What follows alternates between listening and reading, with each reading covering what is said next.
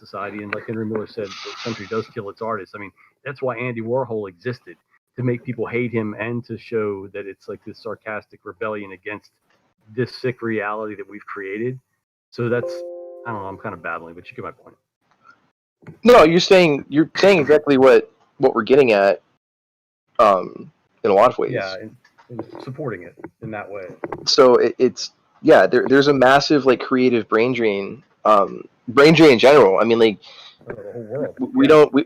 The bar is constantly lowered. Working at a college, I see the bar constantly lowered because it's all administration based. It's all pass rate and admission based, and like the most important thing is to keep people in that like CD range of pass fail, because then they're not like they don't like fail out and not come back. You know, maybe they get through, and if we can keep people attached to the college system for 2 to 6 years, whatever, we're going to make more money off of them, and that's all the administration cares about. We don't care about the quality of the degree anymore. You're totally right. I mean, I worked in part of the administration to help support a lot of construction and design of repair of existing buildings, new buildings, whatever, and I went into a lot of those departments, and they totally run it like a business, 100%, and that's the way they see the students.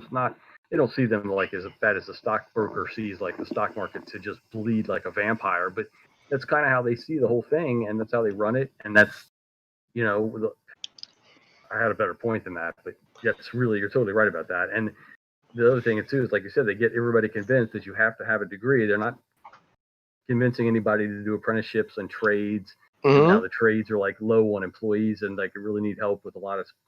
The whole thing is just totally out of balance. It's a weird. And what happens is that you have, on top of that Santa Claus thing, you've got like basically an entire multiple generations that have been lied to. And I knew guys that they literally took reverse mortgages to put their 30-year-old kids through high-level degrees, and then probably died in such terrible debt. I mean, like, really, there's so many people that have done that and think it's the right thing to do. Like, have you lost your fucking mind? Yeah, because it's the same. Everything moves too slow. Like if you got a bachelor's degree in like the 80s or prior, you were pretty well set. I mean, most places would be like, "Oh, you have a bachelor's degree, you can pretty much walk on, do any job here." Especially if it was like a pure science, like a math or physics, really chemistry, or something. On the major, like business majors got fucked on all that. I saw that happen. Thank God. Well, now pure arts and sciences degrees don't do shit, and business people. I mean, not saying business degrees are getting good jobs, but like they'll get their foot in the door now because the hiring managers have a business degree. It's like, oh, well, I'll just look for business degree. Like, no, you're totally right. And we back in the early '90s and late '80s, we had a joke about that. Even back then, it was called "Get Your Degree in Underwater Basket Weaving," because there were people that were getting basically joke fucking. I mean, not that a degree in art would be that much of a waste, and other histories and various other literatures, but like you're basically going to end up teaching that there's really not much of a use for it in society unless you're really great at it and you can sell to galleries or whatever. Even then, it's ridiculous. Well, yeah, like a college degree in something like, I mean, you could get a college degree in like music theory, and that would give you some level of credibility, but I mean, like, you're not going to be an exalted musician, most likely. I mean, like, those people just do it. Like, they put their music out and it attaches somewhere. Like saying, oh, the Doors and Pink Floyd and Led Zeppelin and all these guys were all fake. Bullshit. There are people that are as creative as Tchaikovsky and Beethoven and Bach, and they're walking around in the world, and they're just not common people. Takes heroin. But no, Yam, your point stands. I put my ex-missus through a master's degree in cyber feminist theory. Right. Yeah, well, yeah, exactly. You're talking about basket weaving 40 Wait, 40 cyber? years ago. Was it cyber feminist theory? Cyber feminist theory. I'm sorry. Wait. Wow. If that was an actual degree somewhere? Absolutely. In a very well-to-do, well-regarded liberal arts university in Montreal. And without doxing myself, if you want to read that thesis, you should. I helped write that motherfucker. And yeah, it's laughable. It absolutely is. It's a piss take. What we waste our time on as a society. At some point, privately send me that. I do really want to read it. I do. Absolutely, bro. Yeah, I got you. No worries. You'll laugh your tits off. Promise. I mean, I've read plenty of questionable, like, graduate level papers and stuff that were peer reviewed. That's why I always find it hilarious when, like, oh man, I don't know. Like, academia is such a nightmare. Everything is. Am I still coming through? Yeah. Okay. Good job up behind the losing ground. Academia is like, it's a tragedy. Like, Seems like a back scratching exercise to me, as someone who didn't participate in the argument. it largely is. I mean, nepotism runs rampant, just like anything else, but probably even more so in college. It's very political to get like a professorship. Like, even if you're like extremely talented or whatever, like if you don't know the right people, they'll never give it to you. Especially if you want to climb the ladder into administration, like.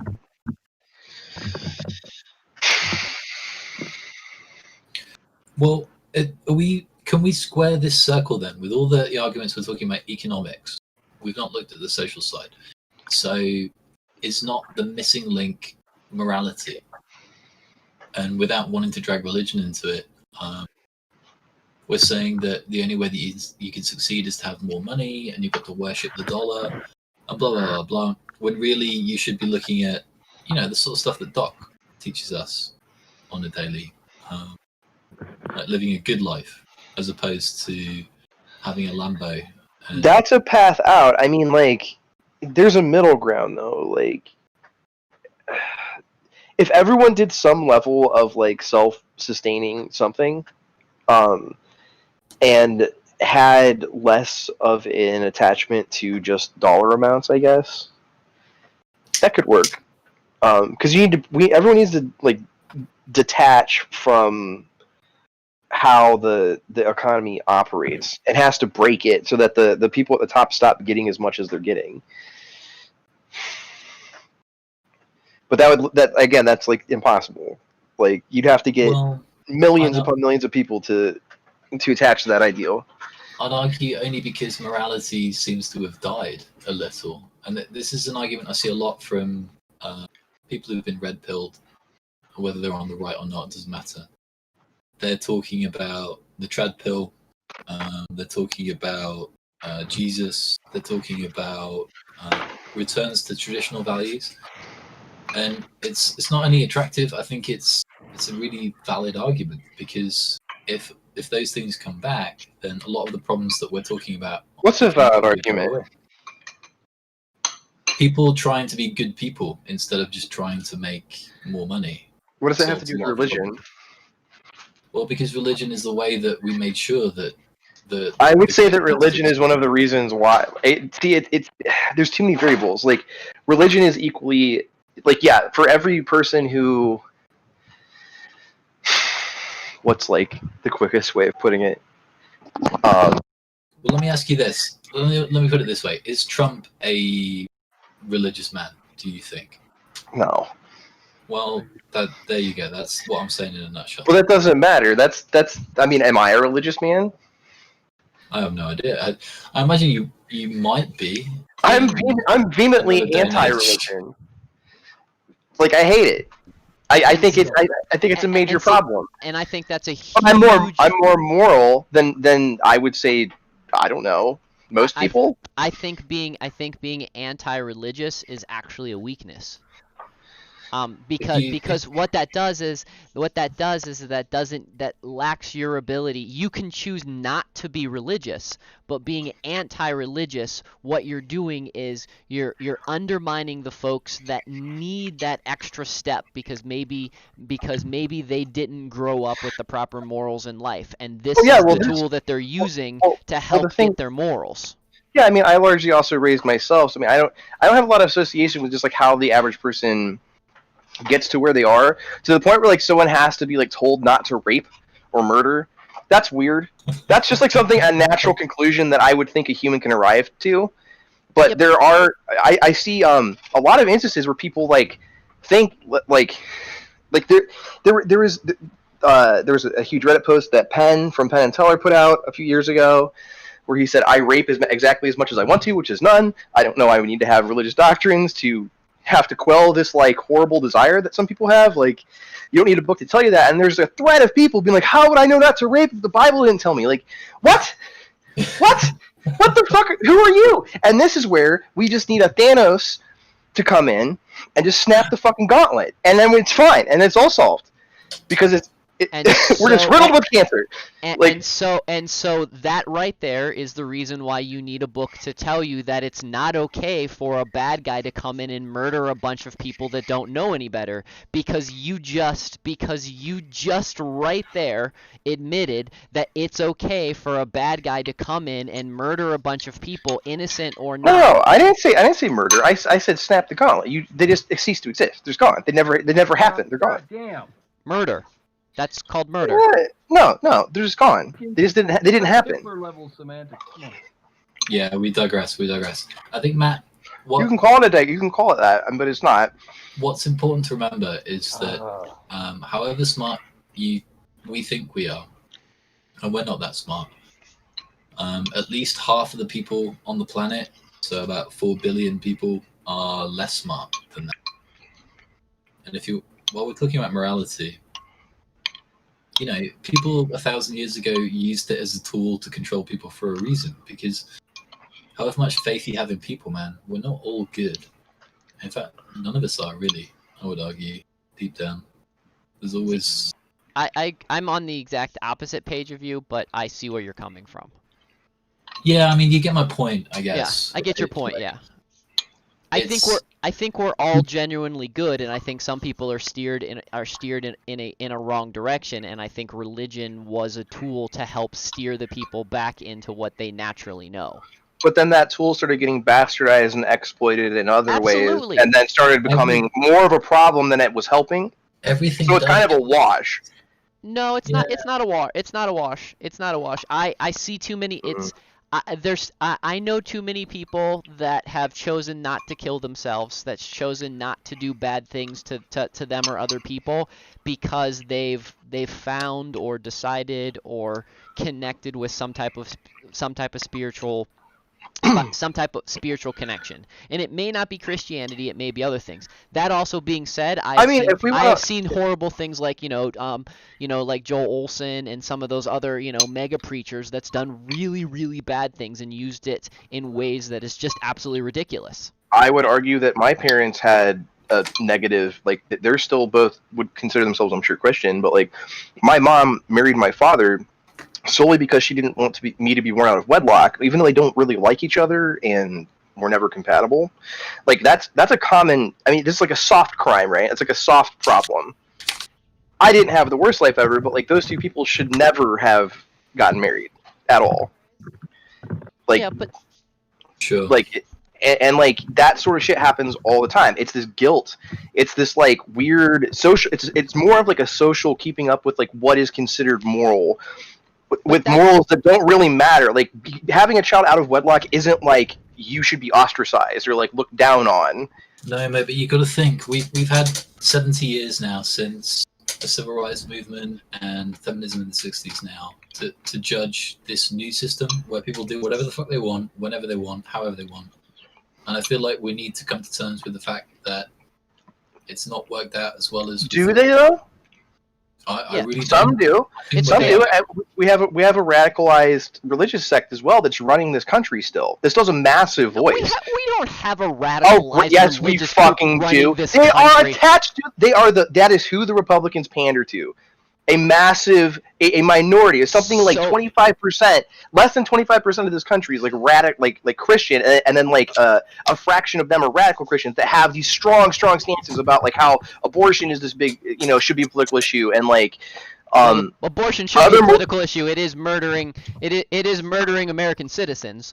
So I think actually we need to back a very, medical very issue. slowly away from that. No. Fucking conversation. Let's simply look at the number of POCs, of people of color, that have been aborted. If we would not have aborted half of those, the black population wouldn't still be at 8%. It would be closer to 16 or 20% of our American population. So they would not. They would lose a lot of their minority status. But because they were culturally tricked. They were culturally tricked into a procedure that, and in modern days, there's very little need for outside of a medical emergency.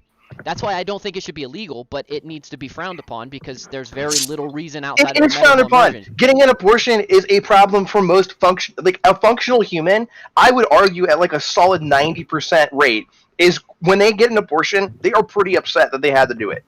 It's not something that doesn't weigh lightly on the soul. I'm And not yeah, s- there's I'm going to not be sa- outliers that are lunatics. They're like, oh, I I'm want to get not- an abortion. The fuck are I'm they? not Like, saying it is, but that also tells me that they're a pretty irresponsible human being. no, because they have shit education and community values because Also, they've been accidents forced into shit happen. forever. Yeah, accidents We- happen. I we was have having a tw- protected sex when I was in high school. We have at least 23 different ways to types of birth control that don't require an abortion. Like abortion That's should true. be the last resort, should be the absolute last resort. And there are situations that there is situations for early about if you're abortions that Catholic? are absolutely needed. What about if you're raised Catholic and repressed your whole adolescence during your horny teenage years, and you're told that using a condom or birth control or any form of contraception is a sin, so you have unprotected sex anyways, then you have a kid you didn't want, and either violate your religion's tendencies or credo to have an abortion, or you just have a kid that you are just like having like a repressed sexual relationship with someone when you're like 15 to 18 years old, and then raise this kid like fucking up your life and the kid's life. That's not moral at all. That's fucked up.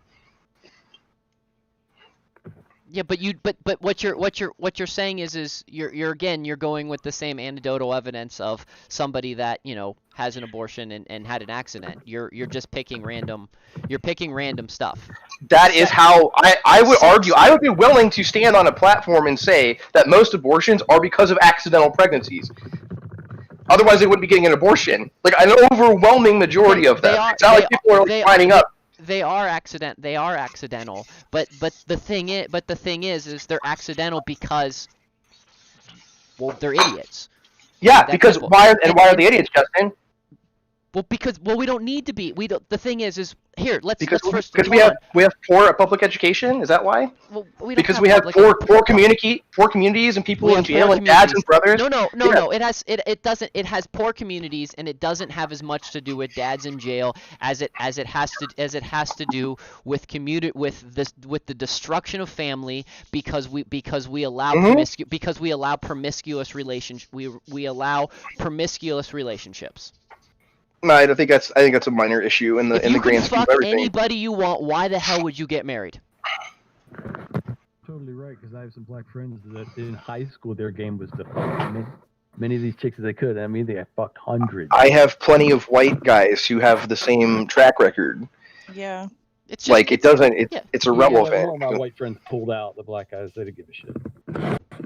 I don't think that has anything to do with race, but okay. It's like I don't know where the race card's coming in, but like it all boils down to. I do know where the race card came in, but it's because Ohio and some of the southern states there's a slightly different thing, but it's a reverse race. Well, it's not a reverse. It's just a different type of racism that we didn't see up in Ohio. That's what it is. I have observed it a little bit down here. So I see it all the time with my students, right? So like what happens is these kids who have shit family lives because again, dad or brother or cousins are fucking gone. They have a broken family structure. They're born into poverty. Their parents had too many kids. They don't have any way of parenting. They have no. They themselves had the same situation happen to them. Then history repeats itself. Someone gets knocked up when they're 15 to 18 years old. They don't know what to do. They don't understand that they have things like Planned Parenthood that they could go to and solve them, or maybe they do have religious values and they think abortion's bad. So then they have the kid anyways, and this kid grows up as a problem, quote unquote a problem, or let's at least call it like the kid. It's going to be a difficulty that they have to overcome. Another difficulty compounding with the poverty and the broken family already. And like people who are strong enough to get through that actually end up going to like a community college or something. Like a lot of my students, I would like our biggest demographic at my community college is single white mom, single black moms, and single. Like I think I don't know actual numbers, but percentage wise, like I'm pretty sure that black moms are higher. Doesn't matter. The demographic that we largely get at my college is single moms in like their, let's say, mid-20s, because like that's when they finally got their shit together. Their kids are like, 5 to 10 years old, and they're somewhat able to like either and daddy government's there to take care of them, so they're gonna go to college. It's not free, by the way. No, not but free. the child care they're receiving and all of the other services that they're receiving. So Oh, Yes. and so they don't deserve to get that because they made a mistake. So then again, just continuously to perpetuate and so the what's whole gonna happen the whole is exactly situation. it's gonna go back exactly what Matt just said. There's not a dad in the picture, so they're gone. They're going away to college. They're going to get a full-time job. The kid's not being raised by anyone. We're starting the perpetual cycle again. You already said they were stop. getting childcare. We have. Okay, they're not being raised by their biological parents, so they're getting they're being raised shitty. So okay? mom shouldn't try to improve her situation by getting an education to get a better So- job. It's like not going gonna into a work. We're, It's neg- not- no, it we're statistically neglecting the doesn't work. kernel. We're neglecting the kernel of the entire reason this happened is because the family and the poverty. Like the family structure is Yes. broken. The poverty was there.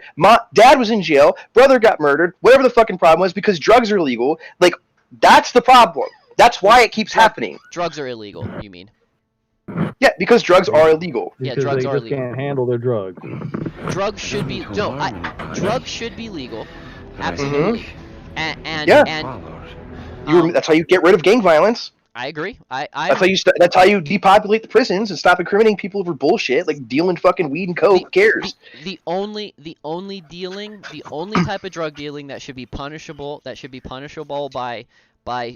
by prison is if you are caught lacing drugs that are killing people, like completely selling something that is just really, really bad, like something that's not what it is, or selling to small children.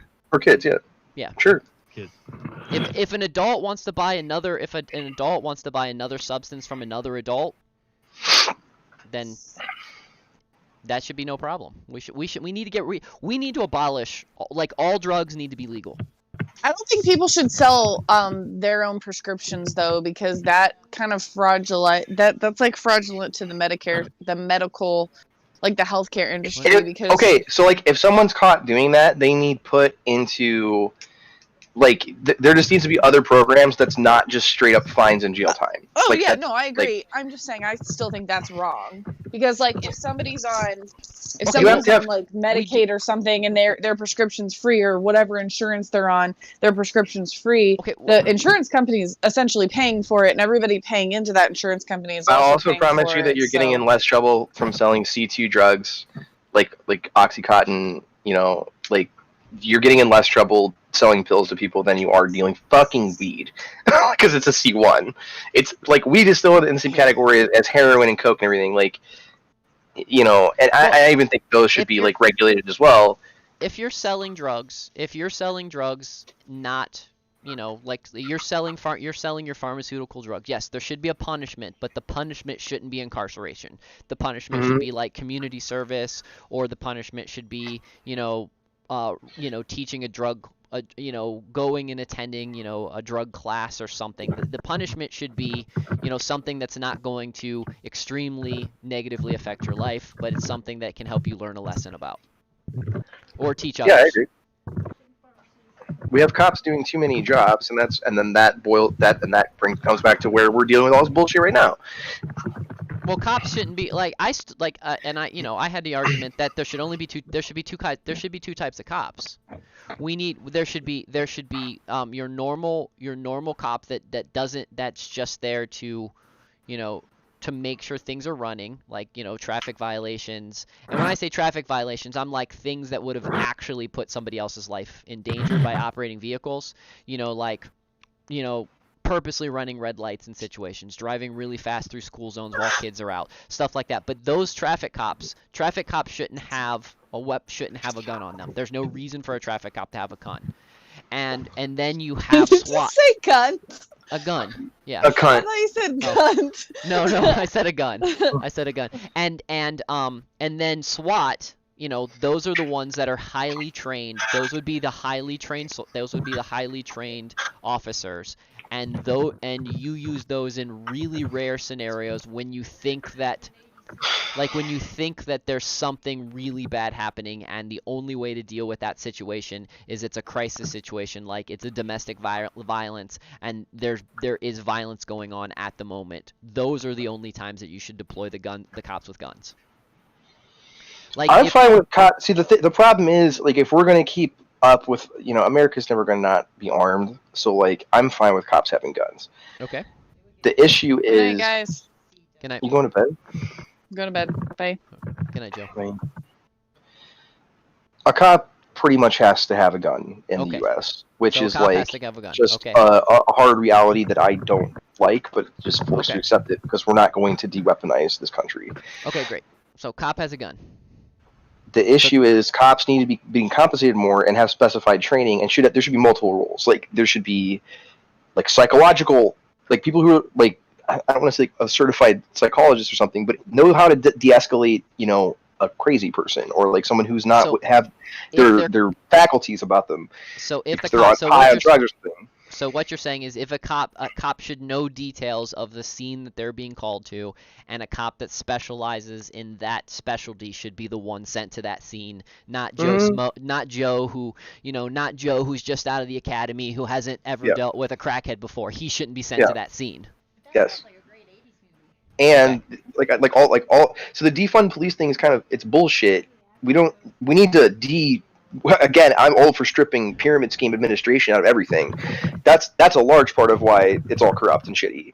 But, like, let's say grunt level cops, I mean, like, they need paid more, and they need to also people need to want those jobs, and so they need to be paid well, and they need to be well qualified.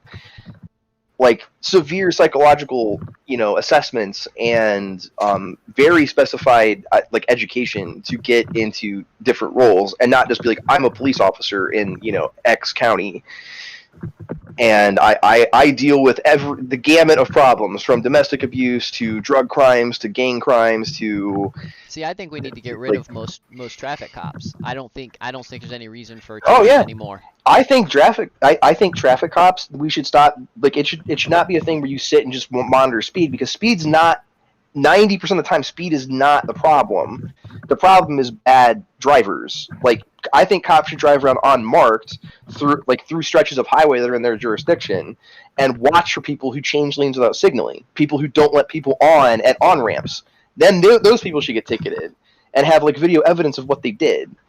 Like, that would actually scare people into driving correctly. Speeding doesn't matter. Like, you can do, there's a cop ahead, or you see brake lights, you hit your brakes. What's he gonna get? One of you?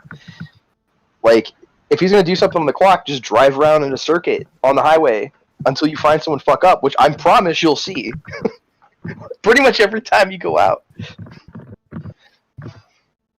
Yeah, no, I see. I don't know. I think that I think that really it needs to get to the point where unless you've directly caused an accident, if everybody else dealt with the situation just fine, then short of, like, driving through an area where you're really endangering lives, like a school zone, or a zone. I'm also of the stance that about 30% of everyone driving on the road has no business driving on the road.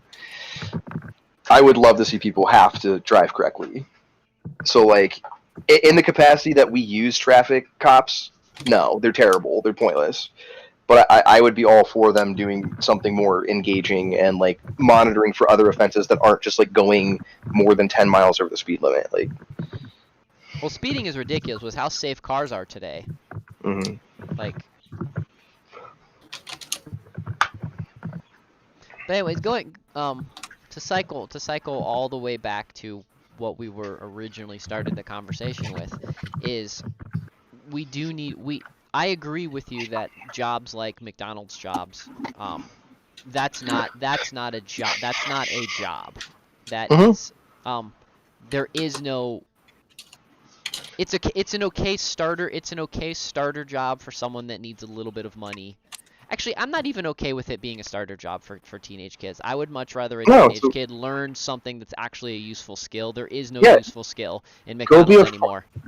Go be a farmhand and, like, know how to, like, pick and maintain certain crops, or take care of livestock, or go and build structures for like community projects or something, like, and pay them some sort of government sponsored wage for that, as opposed to like, Yeah, you know, or and like, a community organizer where you're helping, feed the homeless, or if farming's maybe not your thing or something like that. There is plenty of jobs that can be useful to help society, that we can be employing them to go, or to get an apprenticeship just to see, okay, you know what, maybe you are interested in plumbing, but you don't know if you're any good at it. Maybe you just suck at it.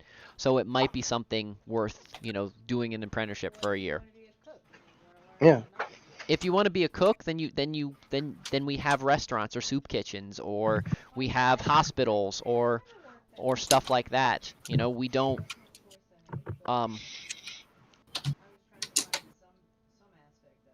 and maybe, maybe we do have maybe the middle of the road, like the cheap restaurants that do still require line cooks, like, let's say, like a Waffle House.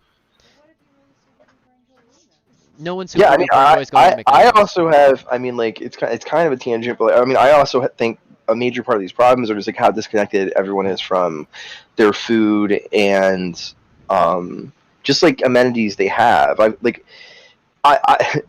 I don't know how this works in, but like I almost feel like whenever you buy meat, you should be like obligated. You have to watch an animal get slaughtered from live to dead in front of you to like buy like X pounds every time. So every time you do it, you see the life cost of doing it, because we have a massive overconsumption problem with livestock, and like people are like, everything's so convenient to just like go get a piece of animal flesh from the supermarket that's just wrapped in plastic and ready to go. That like I think that's also like a large problem. I'm really on the fence about that, because I've thought a lot about that with the way I thought about, and unfortunately there are some people that would enjoy watching that. Some, but they're not. It's like many. Well, you're getting close to the right tree. I think that there was some kind of like versus animal worship. Like, we should worship animals and make them our gods instead of eating them, and not having to watch them be tortured to eat. And it's some kind of weird, because I mean, like, having like Hungarian friends are like, oh, I'll get veggie burgers and veggie this and veggie that. And that's okay, I guess. But I mean, I don't know. They gave me the wrong meat today, and it just about made me sick. I was like, God damn. If you're going to eat meat, you should be comfortable with the process of killing and processing the animal. Yeah. Or that's I just think should be how it's handled, because that would cut down on the consumption, because it should be an emotional toll. It's like something gave its life for you to consume it, which is fine. I wouldn't have to do that. I think if you just made some animals gods, people would not eat them by, it's easier than cannibalism. Well, I mean, that's what Hindu did. So, I mean, they still eat a lot of goats. So I don't. I guess they're probably killing their own goats most of the time in India, but. I see what you're saying, Matt, and I don't know if we need to go. I don't know if we need to go that extreme about as you're going, but I think we need to start going in that direction at least a little bit. We need to remind people that animals are living beings. I'm just not sure if immediately going to the death of the animal. I mean, that's just riffing. I know what you're saying. Yeah. I'm trying to find that. I'm actually trying to find a realistic balance in what you're saying. There's just too much. Like, it goes beyond like just meat consumption too. Like, what the FDA says is allowed because it got pushed through via lobbying channels and shit. Like, I don't eat like most of the shit that the FDA says you're allowed to eat. Like, if there's chemical compounds and stuff that you're eating that you don't know what it is, you shouldn't eat it. Like, it's not that hard. Like, plenty of foods exist now that have very basic ingredients in them, like salt, chicken, and chicken can be the problem with meat is it can be laced with whatever, because they feed the animal whatever they're allowed to, but like vegetables and stuff, like you can at least be given an itemized list of things allegedly by the FDA. Like, they have to put what's in there. Like, if you can't recognize what you're putting in your body, don't put it in your body then. Like, and the FDA says it's okay, and it's definitely a problem. No, I'm of complete agreement with that. I mean, I love the fact that you've got a lot of companies now using plants as the food coloring now. You know, you've got turmeric Mhm. used for red and oranges a lot now. I think that is a wonderful step. That's been going for a while, and like carrageenan's like ground up beetle, so I mean that's fine. Yeah, That's red pigment, so it's yeah, like yeah, I'm okay whatever. with that too. Yeah. There's plenty. That's what I'm saying. Everyone should know what those things are, and should actively avoid things that are like, well, what the fuck is this? You know, random compound in this food. Like, I'm not gonna eat this. You know, like for example, what is it? I'm also super creeped out by how long store-bought bread lasts now. Because like even when I was a kid, a loaf of bread lasted like 4 days before it started growing mold, and now it's like a month, and it freaks me the fuck out. That's just progress, Matt. I guess. Well, some of it, Lisa. Why does store bought bread last so long? But are all the preservatives bad? It's not just preservatives; it's how we cook the yeast.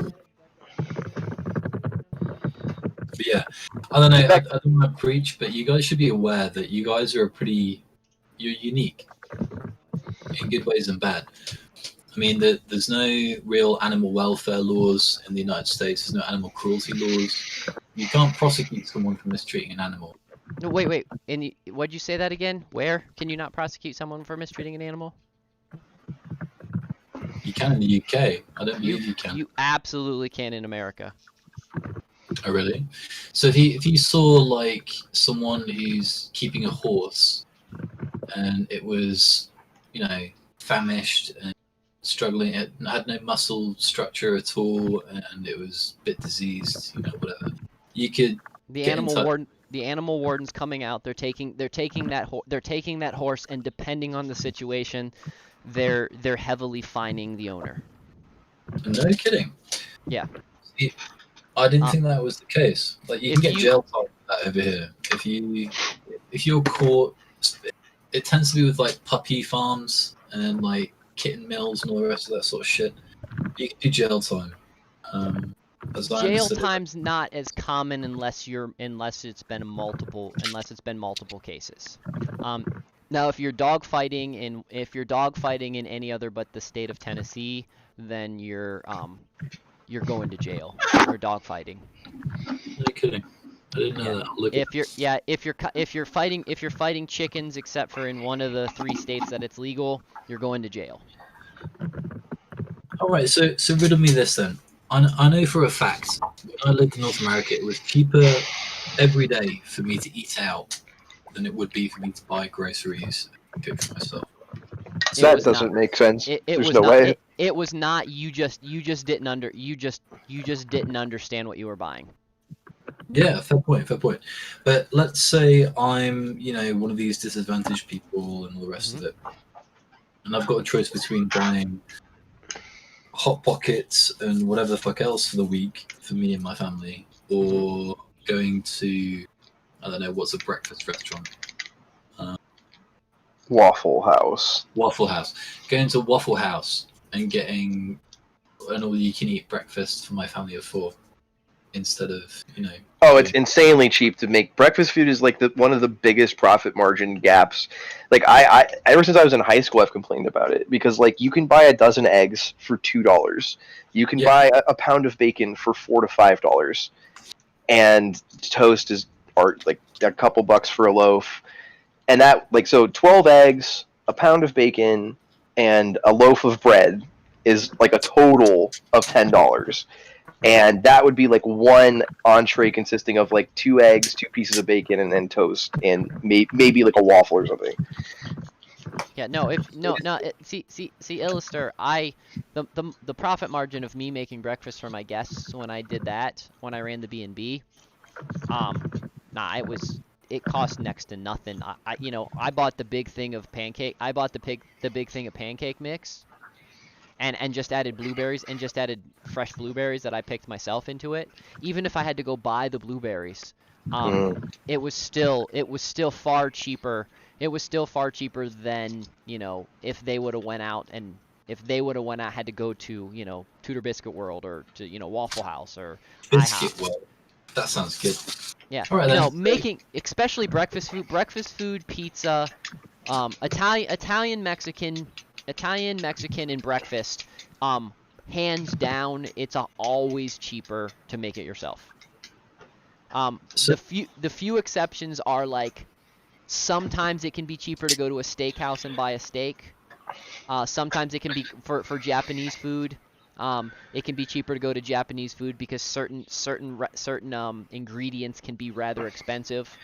Yeah, like so the only things I order a lot of takeout, but like the only things I order though are things that I can't like prepare myself as well. Like making like if I want sushi, right? I want salmon, yellowtail, and tuna. I'm not going to go buy a giant chunk of salmon, a giant chunk of tuna, and a giant chunk of salmon because I'm gonna have to eat it all over the course of a week, and it's gonna be really expensive, right?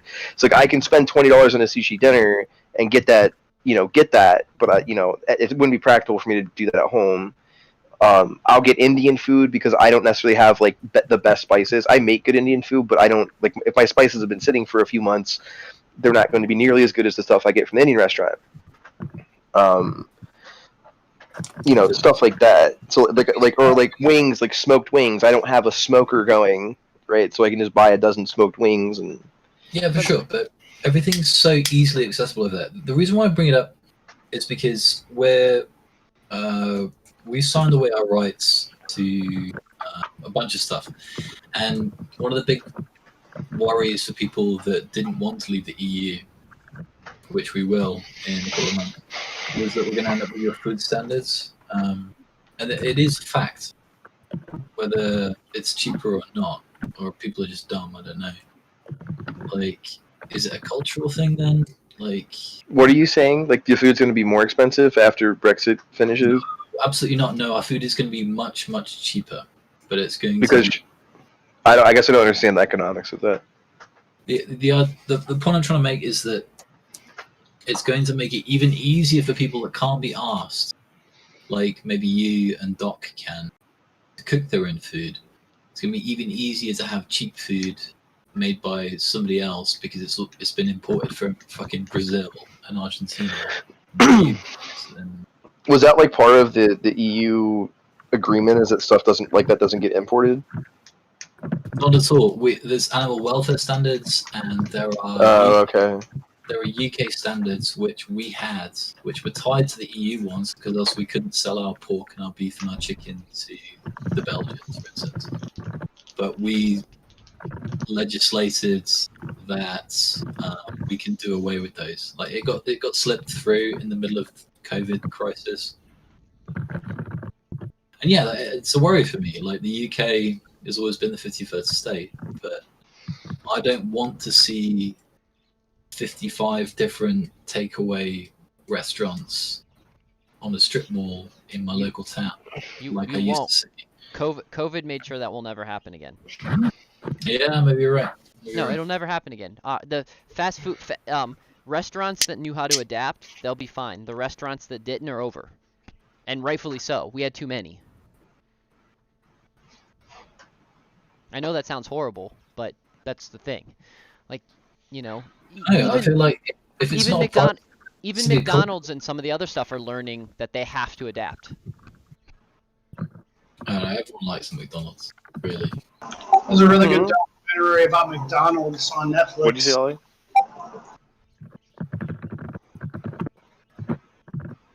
What was it?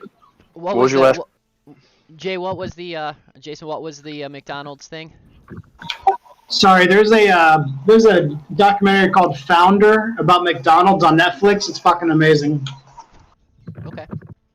Cool.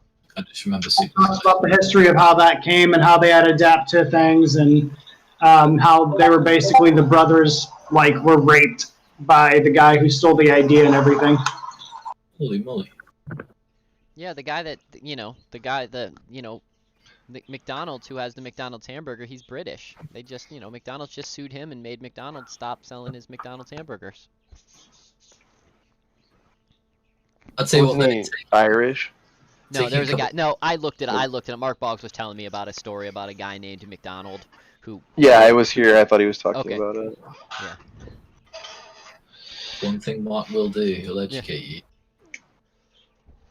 But no, man, I wanted to say the longer I spend hanging with you guys, the more sure I am.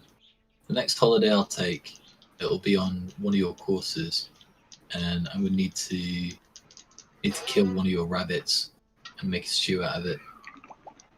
Okay. I watched my family ran a pub in the middle of nowhere, in the east part of our country, where no one really lives. And there was a barmaid, like an 18-year-old girl that we hired. And people would bring in stuff that they'd shot. It's a pretty common thing. You trade, a brace of rabbits or some grouse or whatever for a couple of pints. And we Hell of a needed trade. some. Hell of a trade. Yeah, fucking good trade, man. Yeah, we made some good food out of it. A little bit of beer for fresh food. Come on. Well, yeah, the thing is, we were all townies, man. We didn't know what the fuck to do with a bunch of dead birds. Yeah. So this chick was like, well, give it me. So she sat on a fucking stool in the beer garden outside one afternoon and plucked, skinned, butchered them, like got them all prepped for us to cook with. And I'm like, fuck yeah, that's base as shit. Like, and I wouldn't even know where to begin. It is something I'd like to learn. Well, like cleaning an animal. Well, I can. Yeah, the idea that it was like you were saying before, Matt, when I was listening. Everything I eat comes in a cellophane wrapped package. Mm-hmm. Whether you cook with it or not, you're adding spices and all the rest of it. Doesn't matter. You're still not part of the process. Mm-hmm. Well, I think it's a real problem. I mean, the thing is that I'll give you some. When you're ready, I have some links of some spectacular people that I follow. Like the idea with all food that you're planning on eating is that animal should have a great life and one bad minute. That's how most people look at it. And if you've never eaten fresh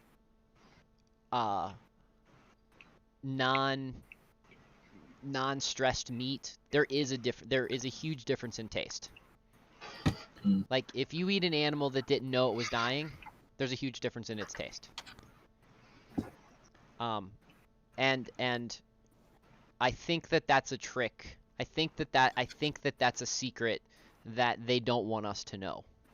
Is we don't need to be eating adrenaline pumped meat from cows that know they're getting, that are standing in line waiting to be butchered. Again, that's not even saying that we shouldn't eat meat. That's just saying that we should be doing it proper. We should be harvesting it properly. Because there is absolutely super proper ways that the animals don't know. There is nothing wrong with a human eating meat at all. There is something wrong with totally disconnecting from it and just treating it like, essentially a vegetable that you just picked out of the garden. There's something there. I'll even disagree with that. There's nothing wrong with picking an animal. Like, there's nothing wrong with taking an animal like you're pulling it out of a garden. Sure, but assuming that you're going out and killing the thing yourself. Okay. Yeah. Like I'm saying, like you like when you're farming cattle, like at a massive like a commercial farm, and they're just sitting, like they just live in like little tiny pens for their entire life, pump full of antibiotics so that like they don't they have to have a new cocktail all the time to make sure that there's not like some or like what am I saying, like a herd destroying disease that runs through the whole pack, because they're just living in their own squalor and next to each other all the time. Yeah. They're not out grazing and eating what they're supposed to be eating, grass. And again, corn fed. When you feed stuff grain, it does get fat. You'll get a better marble, and those steaks are pretty good. But like at the same time, it's not as healthy. And that animal suffered, and like that should be something people think about. Like, did this animal suffer? throughout its life, just so I could have this like nice styrofoam wrapped cut of its body, you know, or did it get shot, or like, you know, how whatever dispatch method you want to go with? Was it humanely taken out and it didn't know it was coming and it felt as little pain as possible? That's something people should actively be thinking about. Yeah, it is. And we should also. Did someone respect this thing? I guess, like, was this respected? I've not seen that one before. That one's funny. That one's gonna get deleted off. That one's gonna get deleted off DLive real soon, but it's funny. It can stay. It can stay, but it's funny. Anyways, yeah, no, that's one of the big things is we're so disconnected with we're currently so disconnected with our food, that we really have no idea. I mean, we're actually so disconnected. We're not even disconnected from our food. We're disconnected from our food. We're disconnected from our electric. We're disconnected from our shelter. We're disconnected from so many different things that it's just ridiculous. Like,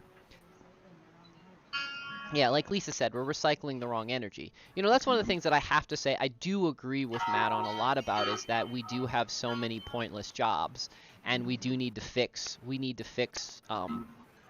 well, see, I don't think we live in a capitalist country, so I think we live in a corporatist country. I think everything is ran by large groups of corporations, and they get the final say. I mean, and I don't think it has anything. That has nothing to do with capitalism. That has to do with the government allowing Google to be the only, the only thing, or the government allowing, Verizon to buy out all of its competition in West Virginia, and then decide to leave West Virginia. It's stagnancy. It's stagnancy in.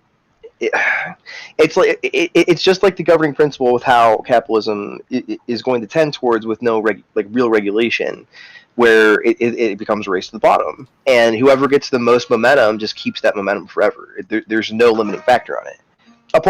There are limiting factors in the sense, like, if you grow too fast, you could bankrupt yourself. But those who are careful enough or lucky enough that are at that like super corporation level, you'll never be able to topple them without some like severe things going on.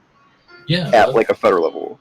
You say that like it's never happened before, though. Like, the last time wealth inequality was at this level in France, they started up the guillotines, and I don't know, we're just. Somebody's playing guitar. That'd be Matt. Mm-hmm. We're just too numb, man. We're too numb. I totally thought that was my banjo and Sea of Thieves while I was fishing. That's funny. All you've got these days is a bunch of people LARPing, that a bunch of white people saying Black Lives Matter than their own and burning things down. It's a different world we live in, because they've learned how better to control us, I guess. It's all just chess pieces, and they're better at the game than we are. But yeah, like, if the rich were doing what the rich are doing to us now, 200 years ago, then there'd be a lot. There wasn't a mainline. Okay, there's massive differences though. It was like there wasn't a mainline propaganda stream that could be shoved in any direction at any time to most of the people, like Twitter, Facebook, etc. Like, there are so many different ways to manipulate the masses right now with like whatever agenda you want to propose, whether it's what you guys think or what I think. Like, it doesn't matter. It's just like what that is obviously happening on some level. But I think the counterpoint is this also, unlike any other time, this is also one of the best times to get. You can get a lot of truth out there, and you can counteract a lot of that manipulation by showing people, by showing videos, and by doing documentaries, and by really like letting people know. You can, but I would argue that the engagement algorithm that they use for all these platforms, forcing people into radical pockets, no matter what their ideal set is, they force them into the extreme. But that's just a small. That's a really small window in the scheme of things of the internet. Like, that's a very maybe. That'll get faded away. That'll get pushed and faded away rather quickly. Like, people will get tired of that. Like, I've already, you can already meet random people that are just like, I'm tired of why is YouTube pushing these algorithms to me? I'm going to use this program instead that doesn't do algorithm search. Or like, for example, with me, when I use Twitter, I can't use Twitter's, its native app. I use a different app because I can't stand that Twitter changed the way Twitter functions. So I use a native app that makes Twitter function the way it used to function. In order, the people I followed with no one else but the people I followed. Like, so I don't discover anything, no new stuff gets thrown on my feed.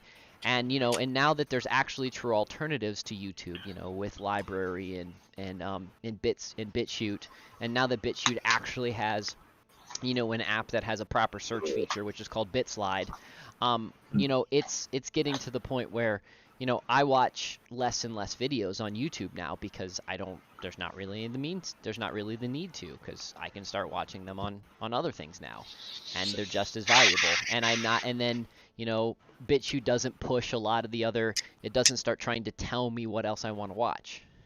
And then, the same thing starts going for, a lot of other things.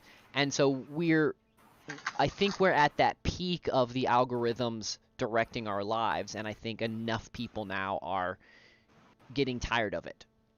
Look how much things like, I honestly don't think most people even don't have the capacity to understand what's being presented to them. Like, they just see it and it aligns with their ideal set, and then they run with it. So like that's what I think is happening. I don't think there's a push towards people getting tired of that at all. I think that's what they want. I think that's why it's working. Nah, you can clearly see that less and less people are watching YouTube, and more and more people are starting to move to other things. You can see the drop of users on Facebook. Now, unfortunately, they thought they were going to alternatives like TikTok, and TikTok is absolutely the most cancerous out of all social networks that we've ever seen before. But it will burn out too. So I wish that message was better spread, like TikTok. It's not just. I just wish. It's what it does to the technology that you're using. It's so invasive. It's unreal. The issue is that human nature, like, most people don't want to have civil discourse and be challenged and challenge other people. They want to have one thing. They believe something to be true, and then to see that confirmed and that bias confirmed, and to reiterate it over and over again and find enough people who think that same way to keep solidifying that. And I truly think that is what all of this is doing right now. It is not promoting what I would have hoped these sort of platforms do, and have like actual, call it arguments or whatever, but there's so few civil actual like back and forths that lead to some concession one way or another. It's all just right. The correct word to use is discourse. It's ancient Greek for a reason. And yeah, you're absolutely right. Like, as someone who's moving from one sort of sphere to the next, like, the 1984 10-minute hate thing is absolutely real. That's what people want to have. They want to get up in the morning, read their media of choice, rage at the fucking void, and have a bunch of people confirm to them that their rage is correct. And it doesn't matter who that rage is directed to. It's the same on both sides, man. I thought it was just lefty, but nope, that's not what people want. That's what people are tolerating. What people would rather have is Brave New World. They would rather have Brave New World. We're conditioned to accept 1984, and we're conditioned to be angry about everything, but people don't actually want to be angry about things. They want to just not care. They want to not have an opinion. Why can't it be both? Because Brave New World is absolutely what I thought the world was heading towards. I would have agreed with you that we were more Brave New World, say 5 years ago. But I think that there are people that do want that. I think there are levels of control happening like actual oppressive control, like just like how these algorithms are operating. Like they're playing into this like really bad part of human nature. Yeah, because it makes them money. Yeah, without any more. Everyone's talking about morality. That's where we can talk about morality. No, I don't give a shit if people are fucking each other. I give a shit that people are like manipulating the masses on that level for profit, and not like they're not even necessarily manipulating them. They're setting it up to be pushing them into these pockets to like get people to get mad at each other because that generates conversation, quote unquote. Talk about morality in every sphere, man, because you got to deal with the root cause. It doesn't matter what the symptoms are. You got to deal with the fucking thing that's causing the problem. No, the only reason we're still rioting, the only reason we're still doing this kind of stuff is there's nothing on TV anymore. There's nothing else. And no, this is the ratings, this is the TV, this is what's bringing the ad revenues, this is the clickable stuff. I was telling people it won't be long before the next rioting is sponsored by, Johnson & Johnson, Tonight's stream is sponsored by Johnson & Johnson. Tonight's stream, it's going to be like NASCAR where you're going to start seeing BLM members start wearing different, sponsorship things. They're going to, they're going to pull a Ben Shapiro. Like, So, morality and... it's wet gonna ass be, P-word. it's gonna be, it's gonna be fuck 12. Brought to you by Pepsi. And that's we're living in a transition time where people are getting tired of being so angry all the time. You think we've been living in a transition period for a while. I mean, I would argue that it's just people are so beaten down that they just stop. They either stop caring or they get extremely irate. I mean, wage growth has not kept up with productivity growth to the point where, like I said, the average American should be earning $100,000 a year by now. No. See, that's no. See. You're pulling across numbers that you're forgetting out the abundancy factor onto that. Okay. Yes, maybe Americans should be making $100,000 a year, but then our cell phone should also be $2,000 or $3,000 a year. Now, when you take the high tech products that are now made at more of an affordable rate. Now, this is I know this is going to sound pro globalism. That's what this is, but because we are now able to get technology subsidized so cheap, that is actually subsidizing these high wages that we're not receiving. Now, what that does is that screws people that don't want these high-tech toys, because some folks would rather not have these high-tech toys and have the money in return. But what they've really done is the reason Americans aren't making the $100,000 or so is because they accept, and not just Americans, all the Western worlds, because they accepted instead of making this money, we're gonna subsidize everyone so everyone can have this device, and we're doing it on the back of.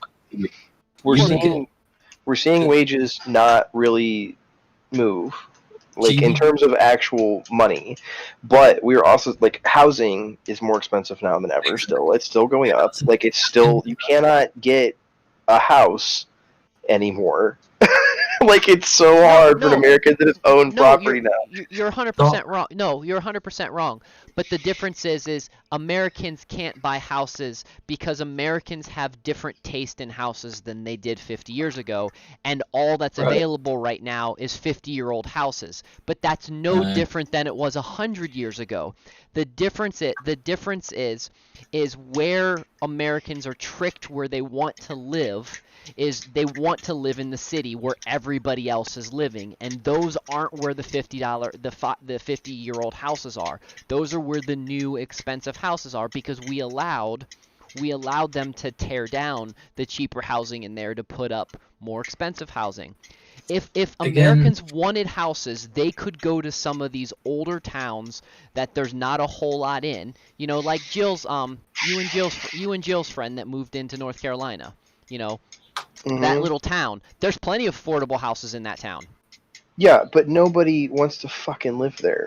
Okay, but What? you could, but hold there's on. a mix. I'm talking like a direct comparison to where, like, let's say I wanted to live in Green. Okay, You I know, can't. But like, there's no 50-year-old houses in Green because Green is not 50 years old. let's say something comparable to what Green was circa the early 90s, right? It's all those are like quaint places, like anywhere that's like quote unquote safe, that has enough amenities, like, you know, super close shopping, grocery store, maybe a hospital. Those places are expensive as fuck to live in now. And yeah, that's because that's how things change. You have to Yeah, okay, some places yeah. But that a similar area in the 90s was proportionally cheaper to my parents' income than it is now. Like, it's just not a reality for me and Jill, whereas it was a reality for my parents. You know, like, I would argue, like, I'm still doing relatively relevant work. I'm not working full time because I work at a college and they fuck me, but you know, like, comparable, let's say, you know, purpose of job, just making more money back then relative to your buying power.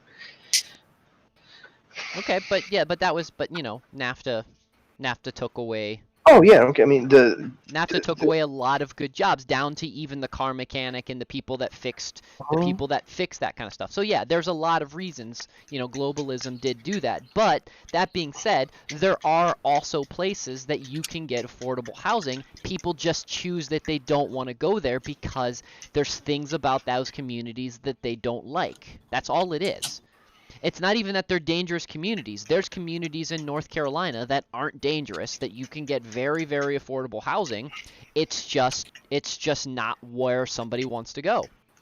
I mean, I don't want to have to drive more than 20 minutes to, you know, the grocery store, or Okay, and that's a handful of like worthwhile local restaurants, like, and that's like, and a hospital. And that's something that your parents didn't care about because they would have had to drive 20 minutes. If you lived in Green in the 80s and 90s, you had a very few choices of restaurants unless you were driving into Akron. Which is like 20 minutes away, which isn't that bad. Okay, which you just said you didn't want to drive 20 minutes. I'm saying that's like my upper limit. Like, I'm fine if something's 20 minutes away. Okay, I'll deal with that. But like, where Derek and Sam live in North Carolina, you know, you got to get on these fucking podunk country roads and hit the gas for like 30 minutes to get to a Walmart. Jesus Christ, what a fun trip! 30 minutes to go to a fucking Walmart. I would kill myself after a month of that. Holy shit. But we live in a time period where they'll deliver shit right to your house now. So it's not even like our parents that didn't have. I mean, they did have the choice with. Can you get groceries delivered to your house where you are? I don't know. I've never tried. That's what there's radii on that. Okay, but I can drive 20 minutes and get to a grocery store. Sort of. Okay, I mean, I don't see that. It's really just a lifestyle choice. So I got to drive let's say I got to drive 45 minutes to go to a grocery store I really want to go to. Okay, so then I do it once a week. What's the big deal? That sucks. What's an hour and 15 minutes? What's an hour and 15 minutes out of my life to go That's get? An hour and 15 minutes on the road. Okay, and how long are you sitting in a city? How long are you sitting in traffic at traffic lights? No. I mean, that's what, like, Akron. Honestly, if we just had like 4 times this lot size and an area that was close or in Akron, you know, it would be fine. I would be totally okay with that. Like, it's like, this city's not big enough to really be like that level of traffic at all. Canton's getting pretty bad. Green's even getting pretty bad. But I mean, Akron's traffic not that bad. Well, Green is a poorly designed city for how fast it grew. Oh yeah, and now they have, dude. I don't know the last time you were there, but there are like 5 traffic circles now, and I've like been talking to some people who still live there. Like, there's accidents on like one of them like every day. Yeah. Oh yeah. I've only like the last time is when I had to go to my friend Christy's house, and she lives on Wise Road, or right off of Wise. Yeah. So. Okay. So I had to go through the traffic circles. Yeah, no, I just it's a poorly designed city. But the thing is there are places that you can go. It the thing is some of them are not in areas where people want to go. Like I mean with the right, I don't know. It's gonna see. The thing is now that we're in a post-COVID world, everything is going to be easier. Like where people, what should have been happening years ago, what should have been happening years ago. Well, that's the hope. A lot of jobs that should have been remote are now going to stay remote. Just because I really hope that maintains, because I have been wanting that for so long, and like I can't go back. There's no fucking way I get in a car every morning and drive to work ever again. No way. Not after being remote for almost, what is it now? 6+ months? 7? Well, in a job like yours, what's the point? Or a job like Jill's, or a job like Lisa's brother's, who does, IT, who does, remote IT. Why would you ever go back into an office? Like, that makes no sense. It makes no sense on every level. It makes no sense on a business level. On like the owner of a business, why would you maintain a separate building? Yeah, why are you paying overhead for that square footage or something? Yeah, that's ridiculous. Boomers. Some people won't change their ways, Doc. Like I've seen this in my field of work. They're desperate for things not to change, and it's one of the things we have to get used to. Like, not just the boomers are done. The boomers are done. I wish. God, I fucking wish. They're running our educational institutions. They're running our companies. They're running our fucking political institutions. But we're 5 years. We're 5 years out from that not being true anymore.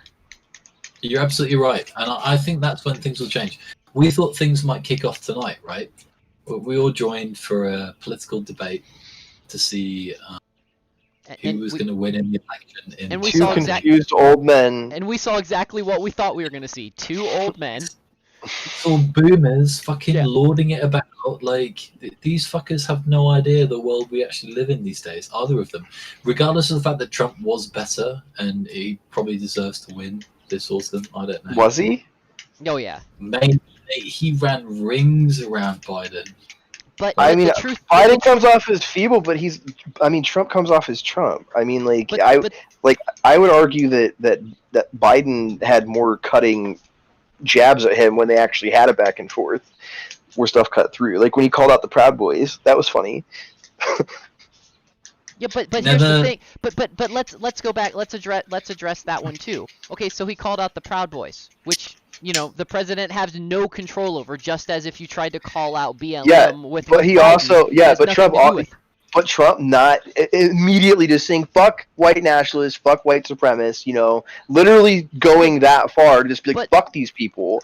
Don't do what you're doing. I don't care if you support me or not. I don't support your ideals. Like, he could do that. Okay, but he could say something like that, but he won't, because it's part of his base. But I have no problem with the Proud Boys. Like, they're nothing. The Proud Boys are not the KKK. The Proud Boys are a bunch of bunch of dudes that wannabe dudes. Like, it's if this would have been the 80s or 90s, we would be laughing at the Proud Boys because they would be a bunch of jocks and dorks. We would be laughing at them because they're not actually doing anything. They're LARPing. They're pretending like they know what they're doing. They're pretending like they're cool and they're back in their own fraternity. They're actually not doing anything. They're not even as cool as like whatever that white supremacist Spencer, I think is his last name. At least he's got the balls to pretend he's a white supremacist and pretend that he's a neo-Nazi. The Proud Boys are just a bunch of dudes that think we're still in a frat party. Well, I mean, whatever they are, that shouldn't be like a platform that a president doesn't just be like deriding. Like, why? It's just they're pointless. There's no there are no. If called out on the thing and you have to spit out a statement on it. There's like literally, it should be a knee jerk. That is obviously positive PR shitting on these people. but he won't do it because he treasures his his baked in demographic too much. But He knows exactly who he panders to. anyways, regardless, the thing is, what we heard last night is absolutely nothing about the American people. We heard two old men talk about themselves and talk about Sure. shit that they did in the past and how cool they were when they were both younger. That's really what we did. Yeah, it was a joke of a presidential debate. Yeah. Absolute trash. Any other candidate that's not Biden would have just shit all over Trump. Like, let's not say any other candidate, but plenty of other candidates that weren't geriatric, borderline Alzheimer patients. Like, well, we say that, but picture Bernie versus Trump tonight. He's no spring chicken, man. But I still would have rather seen Bernie. that than Bernie Dude, that would have been at least entertainment. Bernie has cutting points and he stays on topic. Yeah. Like, he's angry, man. He's fucking raging. He gave himself a heart attack. However fucking angry he is about the shit that's going on. I mean, honestly, he got wrapped up with people. The debate I would have really liked to seen, because I just think it would have been really entertaining, is I would have really liked to seen a Trump versus Buttigieg. Because you would have had a boomer against a millennial, and that would have been amazing. True. Very true. Because those two people don't even know how to talk the same language. Buttigieg is so milquetoast, though, that it just... No, I know. That's why I think it would have been funny, is because he is one of the most milquetoast candidates I've ever seen. I'm no fan of Buttigieg, but I would have liked to have seen that. That's true. Yeah, I mean, I literally just... I mean, honestly, the best debate that would have been amazing would have been Trump versus Tulsi. Because Tulsi, that woman, she just will say what she wants. She doesn't care. I liked her a lot. I like somebody that had morals. Again, I didn't like all of her views, and I didn't like where she agreed. I didn't like everything that she agreed on, but yeah, exactly. Yeah. At least she was hot. How about that? Yeah. At least if we had a president for 4 years that was that hot. Yeah, like Lisa said, she's so attractive that it might have been hard for Trump just to have a debate with her. You try to grab her by the pussy. Or, I'm sorry, by the P word. I mean, Biden would have wanted to smell her hair the whole time. I really hope that things calm down over there, and whatever happens in November, it's clean. But I honestly don't think either of those things are going. I think 2020 is going to keep fucking all of us in the end. Oh yeah, for sure. It's gonna. My prediction is that on election night, this isn't even like an outlandish prediction. We're gonna see red states porn, like the swing states, is all anyone fucking cares about because of our bullshit electoral college, and we're gonna see those swing states tending towards red, and then as the mail-in ballots get counted, they're gonna turn blue, and Trump's gonna throw his tiny little hands up, and start his predetermined, his whole like horse and pony show of calling out how fraudulent this system was, and going on probably a 2 to 3 month long tirade, back and forth shit show that makes like the Gore Bush Florida disaster look like, like a weekend. And I don't know what the people will. I don't know what will happen from that, but that's what I think will happen. Whatever the outcome publicly is from that is to be said. But I'm pretty sure that's what's going to happen. I think that Biden will. I'm tending towards Biden actually winning. The only way Biden will win is if a bunch of the folks that are so confident that Trump's going to win choose not to vote. Because I know so many folks that are left leaning that are not going to vote. I don't know if they're going to vote for Trump, but they're not voting for Biden. It's total though.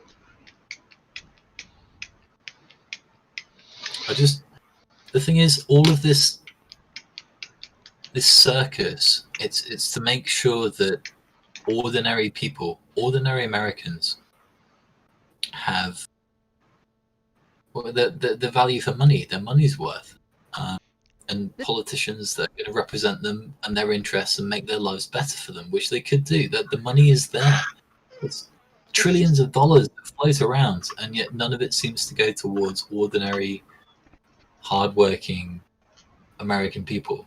It all just seems to disappear into the ether or end up in billionaires' pockets right now.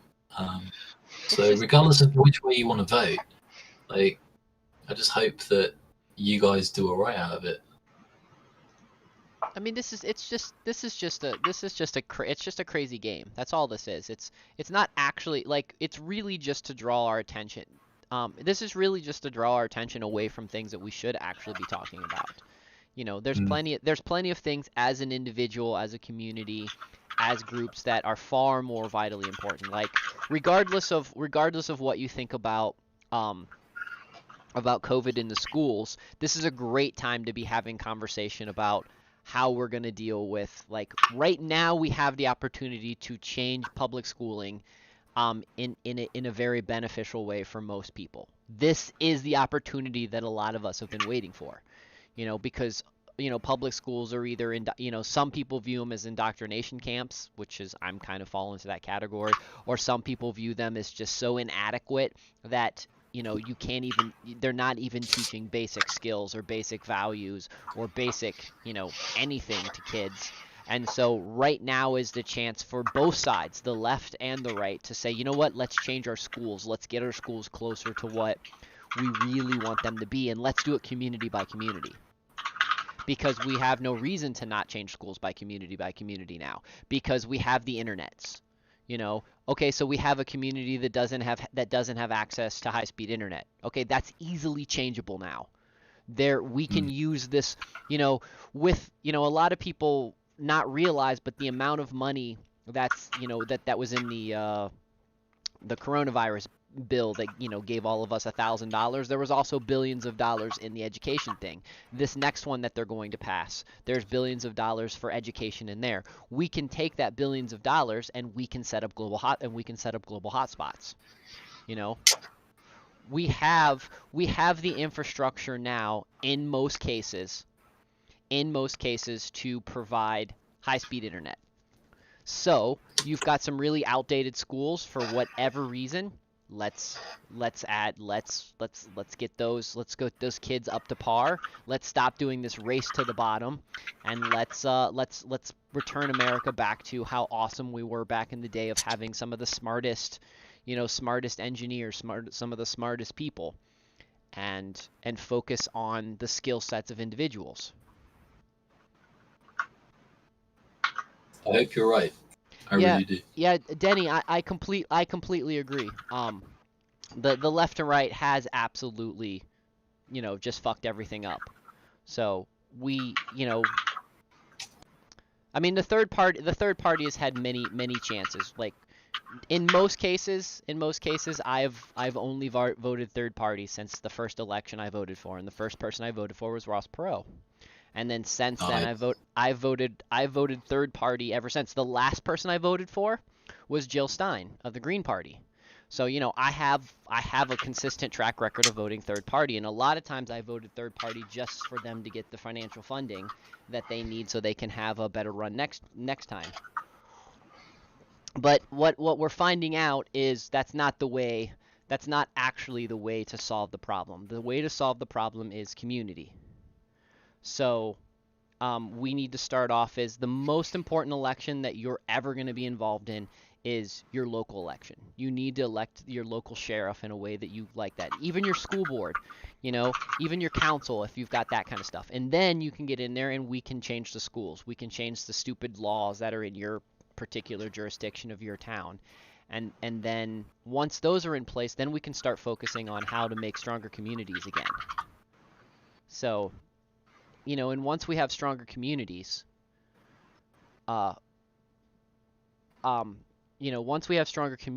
then we can start working on some of the bigger issues out there. Because there's a lot of big issues that we should be addressing.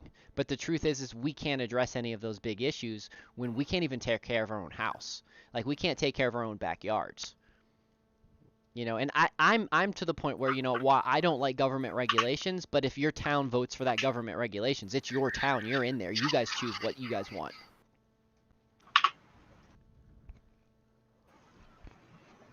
So yeah, I see what you're talking about, Ralph Nader. Ralph Nader did some things, some good things when he was younger.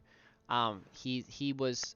I don't think Ralph Nader, just like Ross Perot, I don't think they were owned by the establishment. I think they were real people trying to do real things, and they just didn't have the type of power that power behind them that they needed to. You know, they did little changes, which is a good thing. But, you know, one of the big things in America is, I think we spend too much time thinking that we're one unified country, when in reality, we are really just 50 small little countries. And we talk about that, you know, some people talk about, oh yeah, rah, rah, rah, America, and then they'll say, yeah, but fuck California. Well, you just lived up to what I was saying, is California is kind of its own functioning little country. And the whole purpose of the federal government is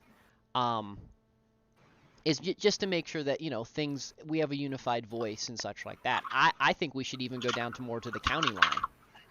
So that we need to have more, you know, counties need to be stronger. And so Illister, because I know that you're from the UK and you might not understand this. So there's the federal government, then there's the state government, then we have the county government, and then some places even have a city or state that is, I mean, a city or town government that's smaller than the county government. So that's the level of governments that it goes down. Thank you for indulging my retardation. No, it's not. No, it's not retardation. It's just I've realized that that other countries don't. It doesn't fall in that type of pattern as other countries. That's a very an American thing, or at least a North American thing, and I had not realized that. So after doing some research and realizing that different countries do things slightly different. So. It's true, man, and I don't know. I know a little about how you guys operate. American politics is fascinating.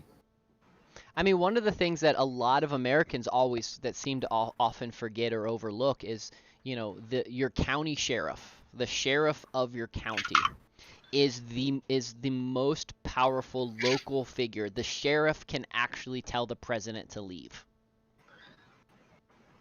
So, like, that is how powerful the sheriff is, and the sheriff is an elected official. So that's what, you know, your sheriff is probably fundamentally your most important person, because your sheriff is the one person that can tell the federal government to leave. And, you know, a lot of Americans don't even realize that. So. Like I said, my point of view is worth less than nothing in all of this, but I wish you guys the best. No, your point of view is extremely valuable, because you're looking at it from the outside and you can see things that we're blinded to. Because there's a lot of stuff that we can't see because we're in it and we've been in it our entire life, and this is, you know, this is the gook in the mud that we're used to. So we have many of the same problems that you guys have, if it helps at all, which it doesn't, I imagine. But yeah, we're all in the same boat, I think, really.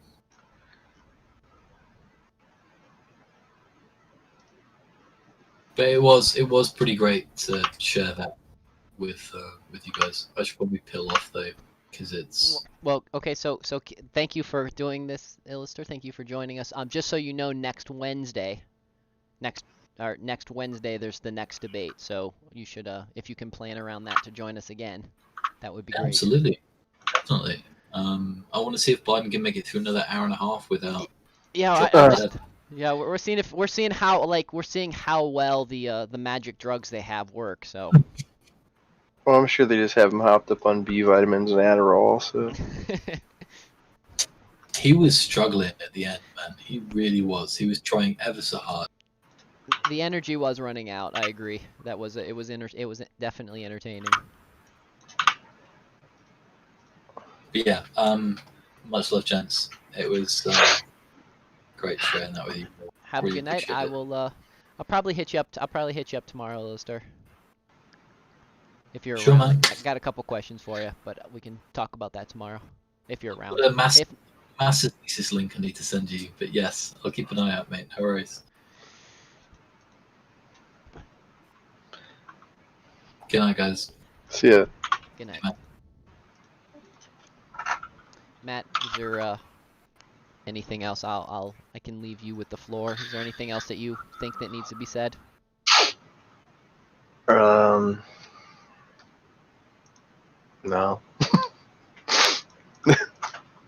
Not that I can really muster up at this point. Pretty disenfranchised with everything, so I mean, it's whatever. There's no fixing it. I think there is fixing it. It might require a little bit of burning down first, but I think there's fixing it. We have to clean out some of the weeds and then repair the stuff that's repairable. I'm not Yeah, I lost mean on it. that comes from enough people, I don't know, understanding what is happening at like higher levels and like really caring about every single individual that gets voted in and not just like this one. And I mean, you bring it up a lot. I mean, like local elections and stuff really matter. Everything you have some level of control over matters, but I don't know how you get people to engage with that and even have the time to parse what's happening, to make educated decisions about who you want to govern you. Yeah, So, it's easier for me being in a smaller town and more rural, but I can see like where you live in more of a city, that could be hard. Like, how do you convince your neighbor, who burns his trash in his backyard that he needs to pay attention to, the local council member? mhm. That I can see how that is rather hard. So, Yeah, I mean, as the wage gap and just like how things operate here, like I honestly don't even know how you get people to even care, because I mean, it's just they don't see the direct consequence of it, because all of this stuff will take years to even start to see progressive change to something that would be citizen facing policy wise, and they have us by the balls. I don't know what to do. grab them by the balls back and say, "This is my life. I'm gonna do I mean, it sure. I mean, the way I wanna do that's it." like I mean, like, I would love to see like an actual widespread movement of people like disengaging from the economy, but I mean, again, it's just not going to happen. Well, that's why you need to get your goats. Yeah, it's true. Should.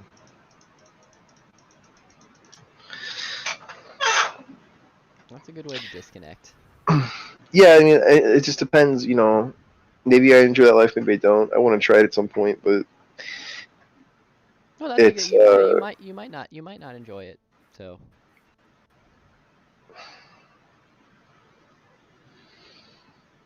it's just like what, like, come on, like this debate, like this, having, like having Trump there, right? It's just like easy. I feel like it is just like such easy fodder to put someone who is like relatively attuned with what I see as being what someone people would attach to, even on like a base level. Like, how do you put Biden there? How do you have a debate like we just had? Like, No, exactly. just a total meme. Just a total meme. Like, no, it's exactly. It's that. Why do we watch this? Is because we knew it was just gonna be a meme. So.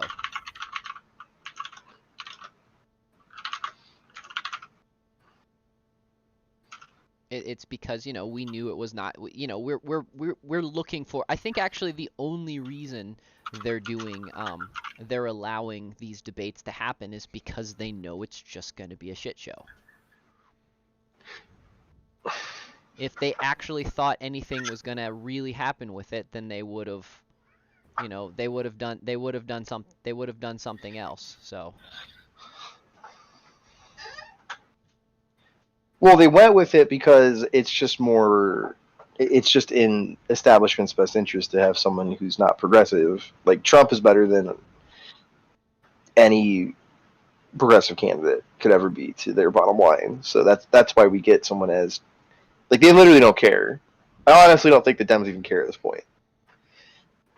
I mean, it honestly. Biden or Trump's better than a Bernie, obviously. I mean, honestly, it felt like it. Sometimes I feel like when I watch it, it feels like that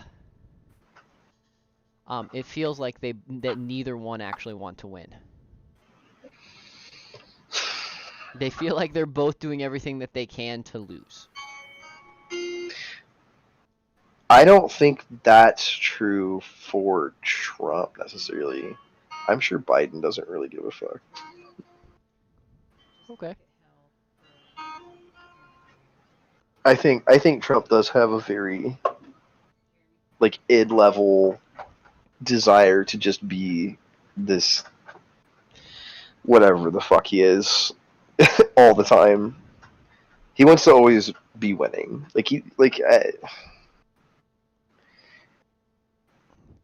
He's a very frustrating man to be the face of your country.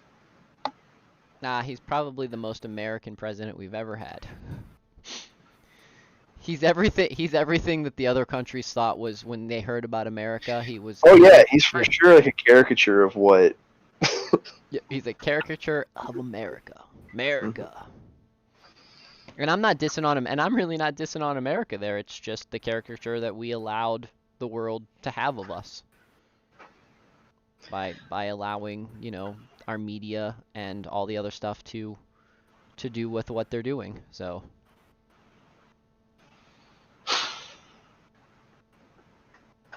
Yeah, I mean, I honestly don't even I guess I want Biden to win more than Trump, but I don't. It doesn't matter. Biden at least has some level of platform of breaking up systems to a degree that I want, like private prisons and shit, but. Who knows what will even happen with all? They'll say whatever.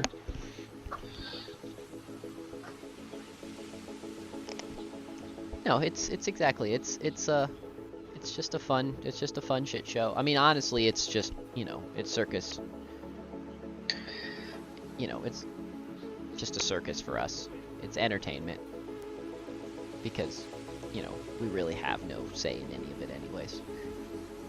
I do also find it ridiculous how just like the Supreme Court works and like getting new justices assigned, appointed, nominated, whatever. That's all bullshit. Yeah, I'm not sure. I don't have an opinion.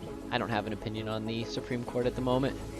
I see pros and cons of the way it's set up, and I'm not sure which is a better one yet.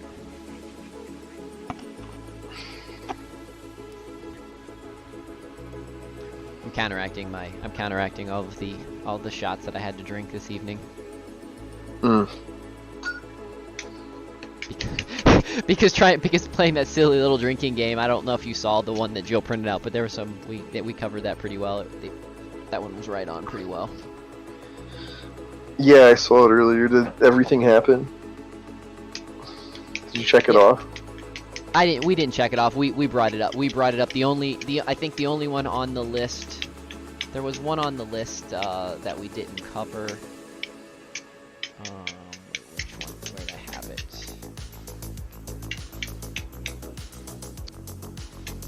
I don't know what I did with it. I don't remember. Okay, this the one I want.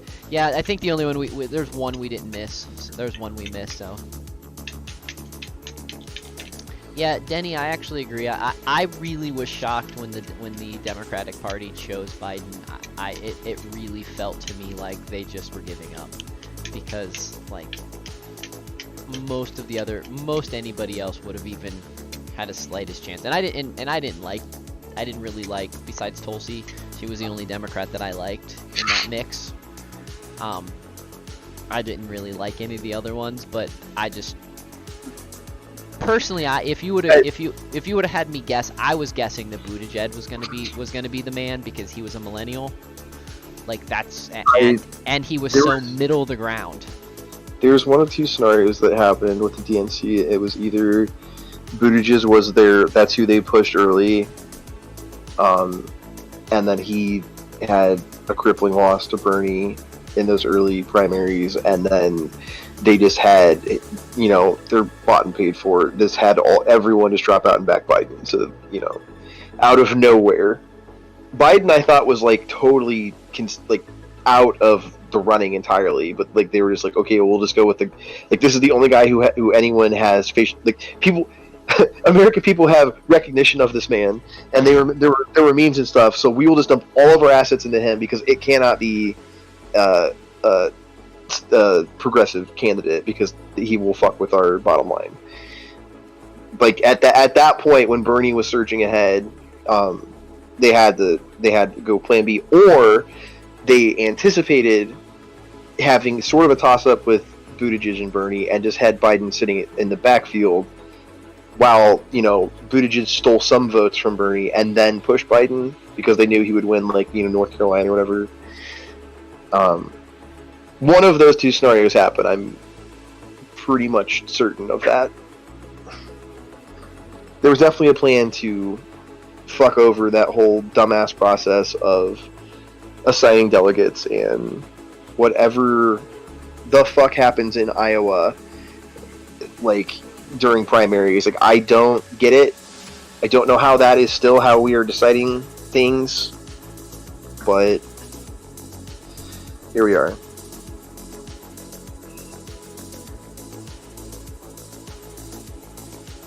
The worst part is Bernie's not even he's probably the only person I've ever wanted to be in that sort of seat, but I mean he's still just he's still a politician at the end of the day. I mean, he at least represented some level of change. Yeah, I don't know. I'll go back to what I've said before. I think that politics are changing, and I said this early on when Obama was elected, and then when Trump got elected after that.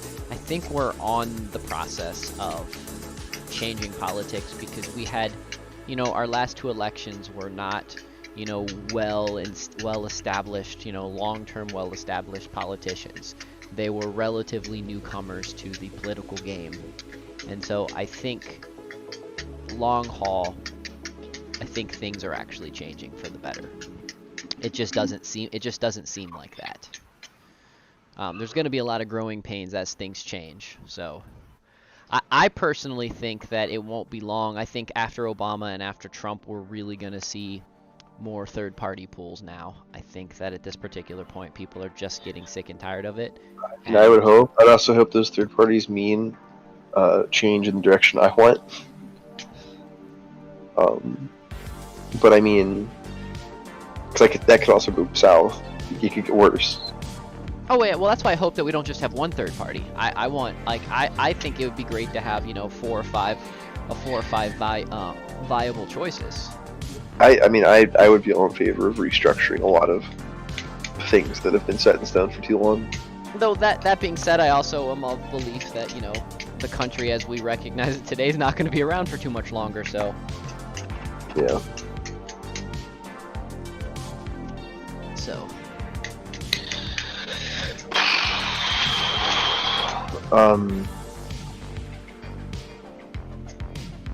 God, it's just is there every election season we get to hear, I mean, I guess I was relatively impassioned about McCain versus Obama solely because I felt like McCain just became a party cuck and stopped being John McCain, and then he took Sarah Palin as running mate, and I was just like, all right, I can't.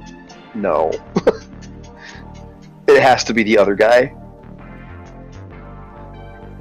Because I really like John McCain prior to that election, like prior to the actual election.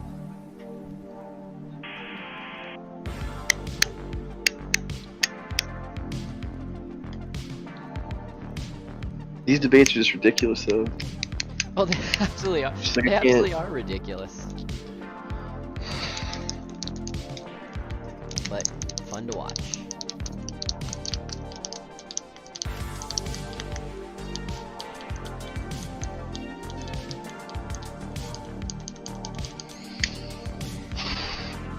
Well, Yam, if you can tell, we're starting to wind down. Do you have any opinions that you would like to throw in here? Because you're kind of a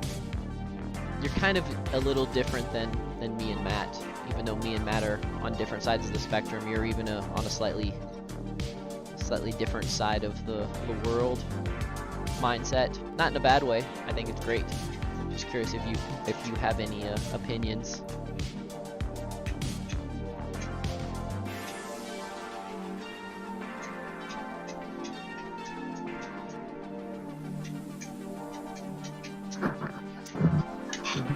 I'd say it's just work towards salads and worshiping animals. Okay. I was listening to like half what you guys said. Sorry, and it was like cutting out a little bit. So. Oh no, it was just okay. I was just saying we were winding down, and I just wanted to see if there's anything else that you wanted to add into the mix. Yeah, it's good to see people. It's good to see people jumping on board and weighing in with whatever. Because I mean, you see, I even like to see people waking up at least to even like level 1. Because the first few are like seem like the hardest. I mean, I know you and Mark think it's kind of funny, and I look forward to like doing that list. We'll have to figure that out. And I got to get the VR thing. So the VR thing, you were able to build that up again in a day if you made a mistake or something? Oh yeah. Well, I'm gonna try to the world I built. If my mistake was as bad as I think it was, I can rebuild the entire world, which I'm kind of now that I understand a little bit more about the building, it's kind of pretty cool. And now that I know how to add in objects and such. So, and by the way, guys, for all the 16 people here that's still here, I'm going to be opening the chest in about 30 seconds. So I'm just giving you guys the heads up. Yam, also giving you the heads up that I'm about to open the chest. So. Yeah, but I'll be in there tomorrow night working on my VR stuff. Now, I may not do very much at all, but I'd like to see how you got yours set up. If you're in, I'll probably be in after 7:30. Okay, guys, I'm opening the chest right now. So, got a pretty decent chest this evening. By the way, guys, so when I do my shows from now in the future, I'll try to get more in the habit of opening the chest. So.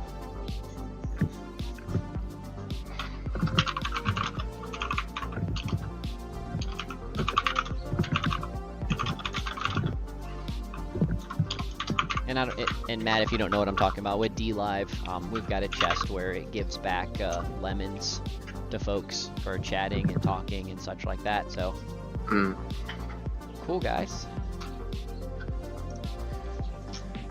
Spectacular. Congratulations, Jam. Any world?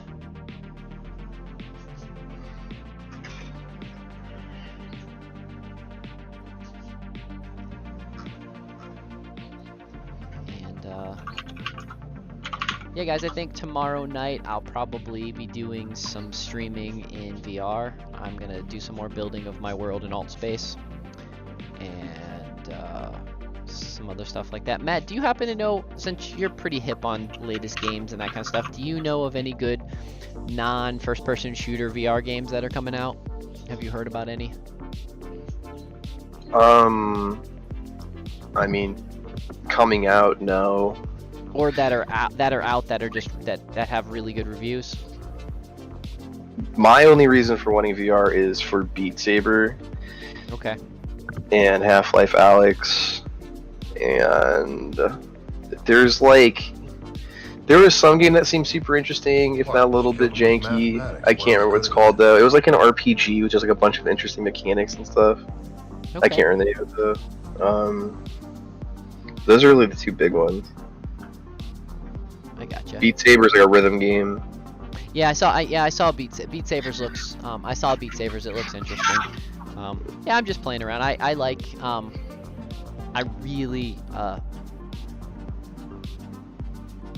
I think it's really cool. Like I really am hip with the CV1, the Oculus CV1 that I picked up. Yeah. What'd you get? I got the Oculus CV1, the first Oculus that came out, the first Rift. Does it have base stations? Yeah, it has base stations. I wanted the one with base stations after talking to a bunch of people at Burning Man that were explaining the perk of the perk of them compared to the ones built into the goggles. The cameras, so, yeah. Because like you can you can actually hook endless amounts of those base stations in if you wanted, but you can completely, like, if you want to turn a whole room into a VR like area, you could turn in a whole room into that, where you can't quite do that with the ones on the headset. Sure, it's convenience with the other one. It's also a little less laggy with the base stations, but that whole system of tech, I'm just waiting for like a big innovation in it. I don't want to deal with base stations. I got you. Well, I mean, the problem is like the problem with Facebook. Facebook took a big step backwards with the Oculus. Oh yeah, 2, fuck Oculus. Oculus yeah. fucking dead. Yeah. I'm like the only thing I would probably get an Index if I was going down that path. But yeah, not yet. After maybe like an Index 2. Whenever I upgrade past the CV ones, because I'm actually really happy with this like everything about it, they're comfortable, it fits on it's comfortable on my head, it's why I am only getting one that's going to attach to the computer. Everything I like about it, it's good. If I upgrade to something else, it won't be Oculus, it will be one of the other. It will probably be You only got Index and Vive, really. Samsung's coming along pretty decent. I've been reading a lot about. I've always been iffy with their hardware. They make good refrigerators. Now, there's rumors that LG is gonna get into the VR, and I'm a huge there's not too much stuff that LG makes that I'm not too happy about. Like, I've been happy with most LG things. Yeah, I mean, I'm like really just in a weird place with it. Like maybe Sony, because I have both the consoles pre-ordered. Fuck Sony with what their peripherals suck. You know the PS5's not going to be backwards compatible now. It's backwards compatible with PS4 stuff. Yeah, like it's backwards. 90%. Yeah, 90%. But like they said, it was going to be backwards compatible with everything back to PS1. Yeah, and that may or may not come back to bite me in the ass. Probably not. I mean, Microsoft's platform moving forward. I mean, they're essentially just selling Windows boxes. So I could see them potentially just stop making consoles. I don't know. Well, and didn't Windows just do a big partnership with somebody else? I mean, didn't Xbox? Microsoft just bought ZeniMax, which owns Bethesda and all of its properties. Okay. So yeah, I mean, ZeniMax was like the parent company of Bethesda. Bethesda was a publisher to Arcane, id, Machine Head. So it's like the Wolfenstein people, the Doom people. Arcane's like my favorite studio of theirs. They did Dishonored and Prey, the good Prey. And of course Bethesda's BGS dogshit, overhyped RPG games, but hopefully Microsoft will crack down on them and make them make functioning products. But yeah, so they own Fallout and Skyrim, Elder Scrolls now. I mean, it's getting to the point where, like, you know, like with how affordable, if they can figure out a way around once they can figure out a way around the expensive graphics card for a computer. So that's what I was getting at, is like the processing power in the new consoles, they seem comparable, and they're pretty high end. Like they're essentially like they're roughly like a high end computer last year, like a $2,000-$3,000 computer that you could have bought last year. in terms of what they can do, assuming that software is optimized for them within their OS, which shouldn't be hard on the Xbox. Sony, you'll see a lot of good first-party titles, but I don't know. But as far as processing power goes, they're definitely powerful enough to push 60 frames per second at least 1080 twice. So they should be able to have reasonable VR setups. So because I don't know if you were fucked with the Sony, like a PSVR. The build quality is really good, but it had really shitty screens in it. But I mean, the build quality is going to need a PlayStation controller, or the eye things. Yeah. So like, yeah, like if they make that slightly better at an affordable price, like 500 or less, that could be a viable option in VR in the coming years. If not this gen, I would be willing to bet that the next gen of consoles in like say a decade or less, 7-8 years, will just come with VR. Well, have you seen what I'm kind of excited? I watched some of the VR conference that was going on, the Cyber conference that was going on, which was kind of cool. They did a VR conference in VR, which just makes sense. But anyways, so the one company, this little startup company, brought in these VR goggles that look like steampunk welders goggles. Mm-hmm. And people were impressed with how lightweight they were and how good the screen. Yeah, that is a big deal. Like those VR headsets, man. Like I also my body does not deal with perceived movement without the sensation of movement. I get motion sickness instantly. Falling in VR is the weirdest sensation. Any game, so the way they get around it now is like you have like little teleport options usually, like you can like bounce. Yeah. Just like immediately move, so there's not like actual movement on the ground. That's how they get around motion sickness right now. But like, I'm curious as to Minecraft. They've not. Like, if you play Minecraft VR, no, they haven't done. You just walk. You walk everywhere. Yeah, and you get the whole like if you jump wrong, like you get the whole like like. I would like to have a VR to see if I could actually train my brain to get over that. But I messed with a VR for maybe a weekend a while ago, and it was just a PSVR. Mm-hmm. But I got, like, there was like a couple demos there. Like, there was one where you're in a mech, and you like, it's like a really crappy mech game, like a tech demo essentially. But like every time I moved the left stick, like walking, it was like, oh, I'm gonna throw up. Like immediately. So I mean, I will say though, VR's already remapped my brain, which is pretty awesome. Like, I'm actually happy about it. So I used to not like one of the things is where I had a tough time in art class in school and in college is I couldn't imagine what the back of an object looked like. I would have to go walk around and look at that object. Like, I just could not. I could not render in my head like an object in 3D. Since I've been playing in VR and I can grab an object with my hand and spin it around, like, and I've done that enough now with a bunch of different objects. Now in real life, I can look at an object and I can pretend like I'm spinning it around, and I can actually now make my brain see what the other side looks like. It's pretty awesome. In the future, what are you saying? Like, you can think. So prior to me wearing VR, if I saw an object and I couldn't touch it, and let's say I'm looking across the room and I want to know what the back of that box fan looks like, for the life of me, I couldn't draw what the back of that box fan looked like until I went and looked at it physically. Okay. Since I've been in VR, I now have like I can raise my hand and I can pretend that I'm turning it, and now my mind can imagine what the back of that looks like. And I could not do that prior to VR. If that makes any sense. I just could not imagine turning that object without physically turning it. Mm-hmm.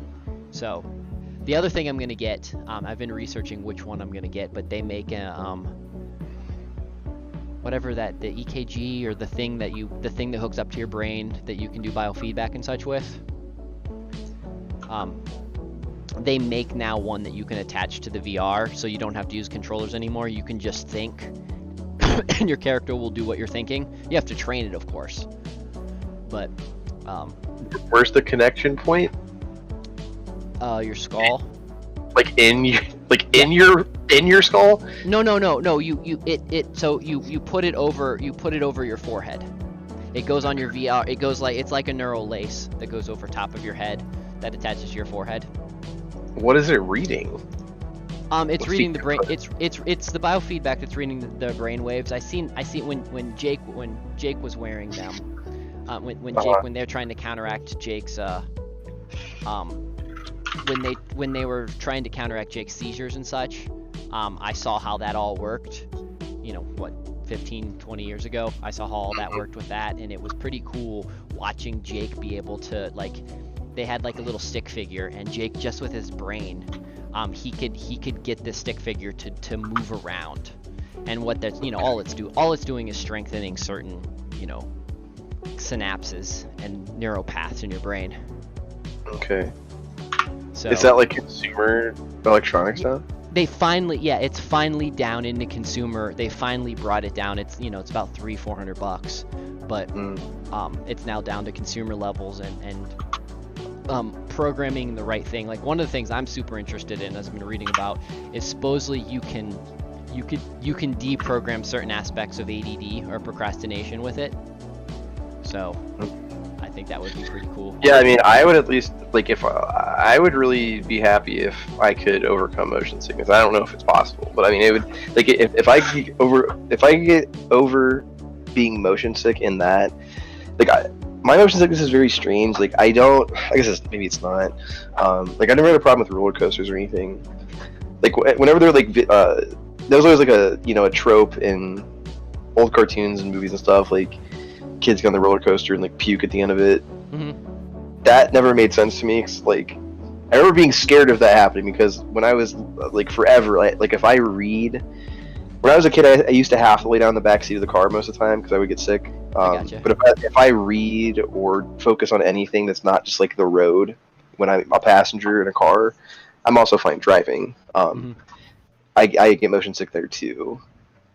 I think I can pin it down to my brain, whenever there's a disassociation of what I'm seeing versus the sensation of movement, my brain's there's something wrong. You need to get nauseous now. Yeah, I the first time I was on a boat when I was younger, I got motion sickness. But when I went to Alaska, 10 years ago, and was on really choppy seas going across the Alaskan highway, I had no motion sickness. I actually thought it was really fun. Were you looking out over at the horizon though? I was doing everything to see if I would actually have motion sickness or not. Okay, because I had been on a lot of boats too, but I guess I'd never been on choppy water. And one time we took a ferry over on Lake Erie. This was 4 or 5 years ago. It was kind of raining out, and the water, they almost didn't have ferries on because it was choppy enough to be almost dangerous. So it was kind of on that threshold. And I remember being in the cabin and I couldn't see what was going on outside, and I was getting real seasick. I had to literally walk out of the cabin and stand outside in the rain and look at the horizon to have the bearing of okay, I understand how I'm moving now, and I'm okay with it. It's very strange. Yeah, see, my big problem when it comes to my I don't ride roller coasters because I can't go in circles or upside down, because I pass out. Oh, okay. The same reason I can't spin around on a merry-go-round or a spin-a-go-round, because if I spin around 20 times in one direction, I have to spin around 20 times in the opposite direction. Otherwise, a lot of people really. Otherwise, if I don't spin around 20 times in the other direction for the next hour and a half, I won't be able to walk. I'll be really dizzy. Oh, it lasts that long. It lasts so stupid long time. It's ridiculous. Yeah, it's weird how those things get fucked up. I mean, I would go on merry-go-rounds. I would force myself to get dizzy. There was definitely a part of me that enjoyed being dizzy when I was a kid. I can't imagine doing that right now. That sounds so terrible. I remember wanting to spin around a whole bunch and then try to walk straight and just fall the fuck over. And now it's that sounds like the worst experience I could possibly imagine having. Well, I mean, one of my favorite things to do as a kid is I loved rolling down, like, and I've done it a couple times as adults, but I loved, like, rolling down the mountain, like barrel rolling, like laying on your side and rolling down a hill. I did that, like, 5 years ago. As an adult, it wasn't as much fun as it was when I was a kid. Yeah, Yam, scuba masks is something that I really, really want to go scuba diving. It's one of the things that's high on my list that seems like a lot of fun. And I can't snorkel. I've tried everything under the sun to snorkel, and I can't snorkel. But I have been practicing trying to breathe through a scuba mask. And so, like, that's something that I've been training myself a little over time, so I don't have that issue because scuba diving sounds amazing. So there's nothing scared about being under the ocean, so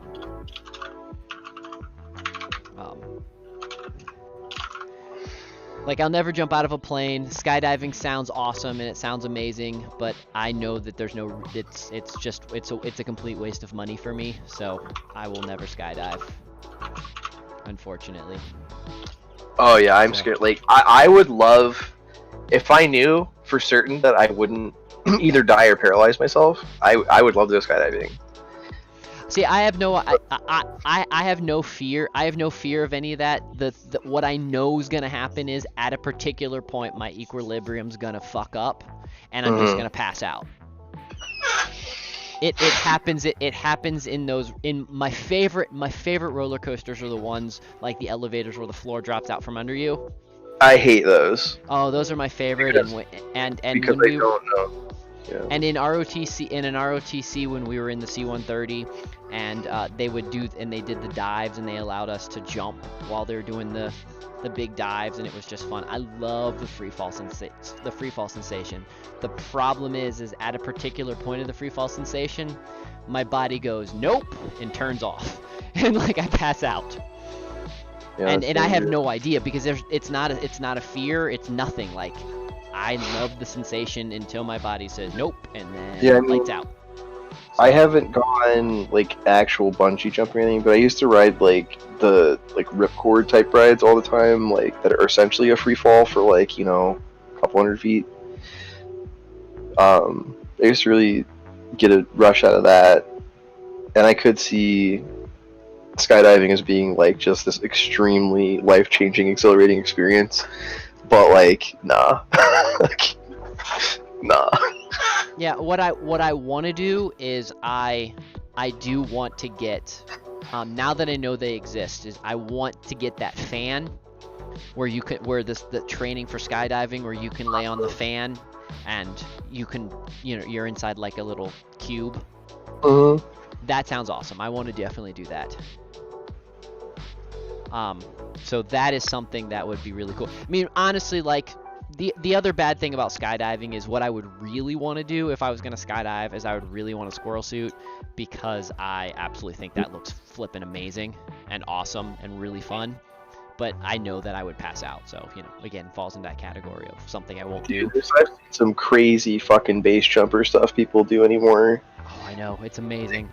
They're like, they do some, like, I don't know how you work up the balls to do that. Like, maybe after you've done it X amount of times, maybe it's okay, but like, I don't know how, like, the first time, like, alright, I'm just gonna run really fast and jump off this cliff and, like, use this crappy little airfoil suit to, like, coast for a little bit and then throw a parachute down. Like, I don't know how you get to that point. Yeah.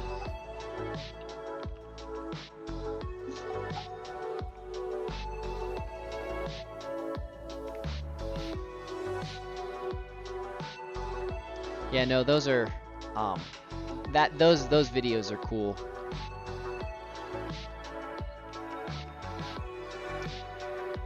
Wingsuit, that's what it's called. Yeah, just some of the most, some of the coolest stuff I've ever seen is the folks doing the squirrel suits and such like that. That just looks like a lot of fun. I mean, there's a lot of cool stuff that, you know, like, bungee jumping looks like it would be cool, but I definitely know I can't bungee jump because that whole going back up motion would, I'd be out again. See, like, when you're on, the thing with bungee jumping, Like I would rather do like the pendulum sort of deal, because like when you bungee jump, you're like stuck in this, like, you go down and then almost back up to where you were, and like that happens like probably 8 times, and then you're just hanging there waiting to get picked up for a second. Like that would just be awful. Yeah. Like that just sounds terrible. It does. I agree.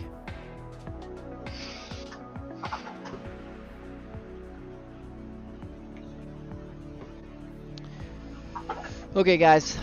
I hope you guys all have a good evening. I think me and Matt are jumping off here. Well, I'm jumping off here. I'm starting to get tired, so. Yep. I'll talk to you later. Yep. See you later, Matt. And Bye. good night, everyone else. Thanks for watching this fun adventure. Tomorrow night we'll be playing some Alt Space VR. If you're looking for the farm and you're looking for that, I moved that to the Mavis Pharmacy page. So I'll put it in the chat. So if you guys want to watch the farm and such, right now I'm running it on the same computer, but in about a week or so I'll be running it on another computer. But right there's the link. That's the D Live name for the pharmacy page. So if you guys are interested in watching that, you guys can join that and such. Other than that, here's the Discord for anybody that wants to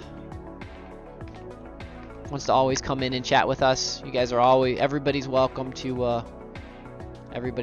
jump in and have fun chit chats and join us on our fun adventures. For some reason the Discord didn't work that time. Let me I know I can get it to work on this one. And yeah, normally every Tuesday night we do a show. We talk about a variety of different things. This just happened to be the one about the debates and such like that. Anyways, friends, I hope you guys all have a wonderful rest of the evening, and until tomorrow, it's the Baron, Doc, Justin, Dr. Firefly, whatever you'd like to call me. Have yourself a wonderful evening. Adios.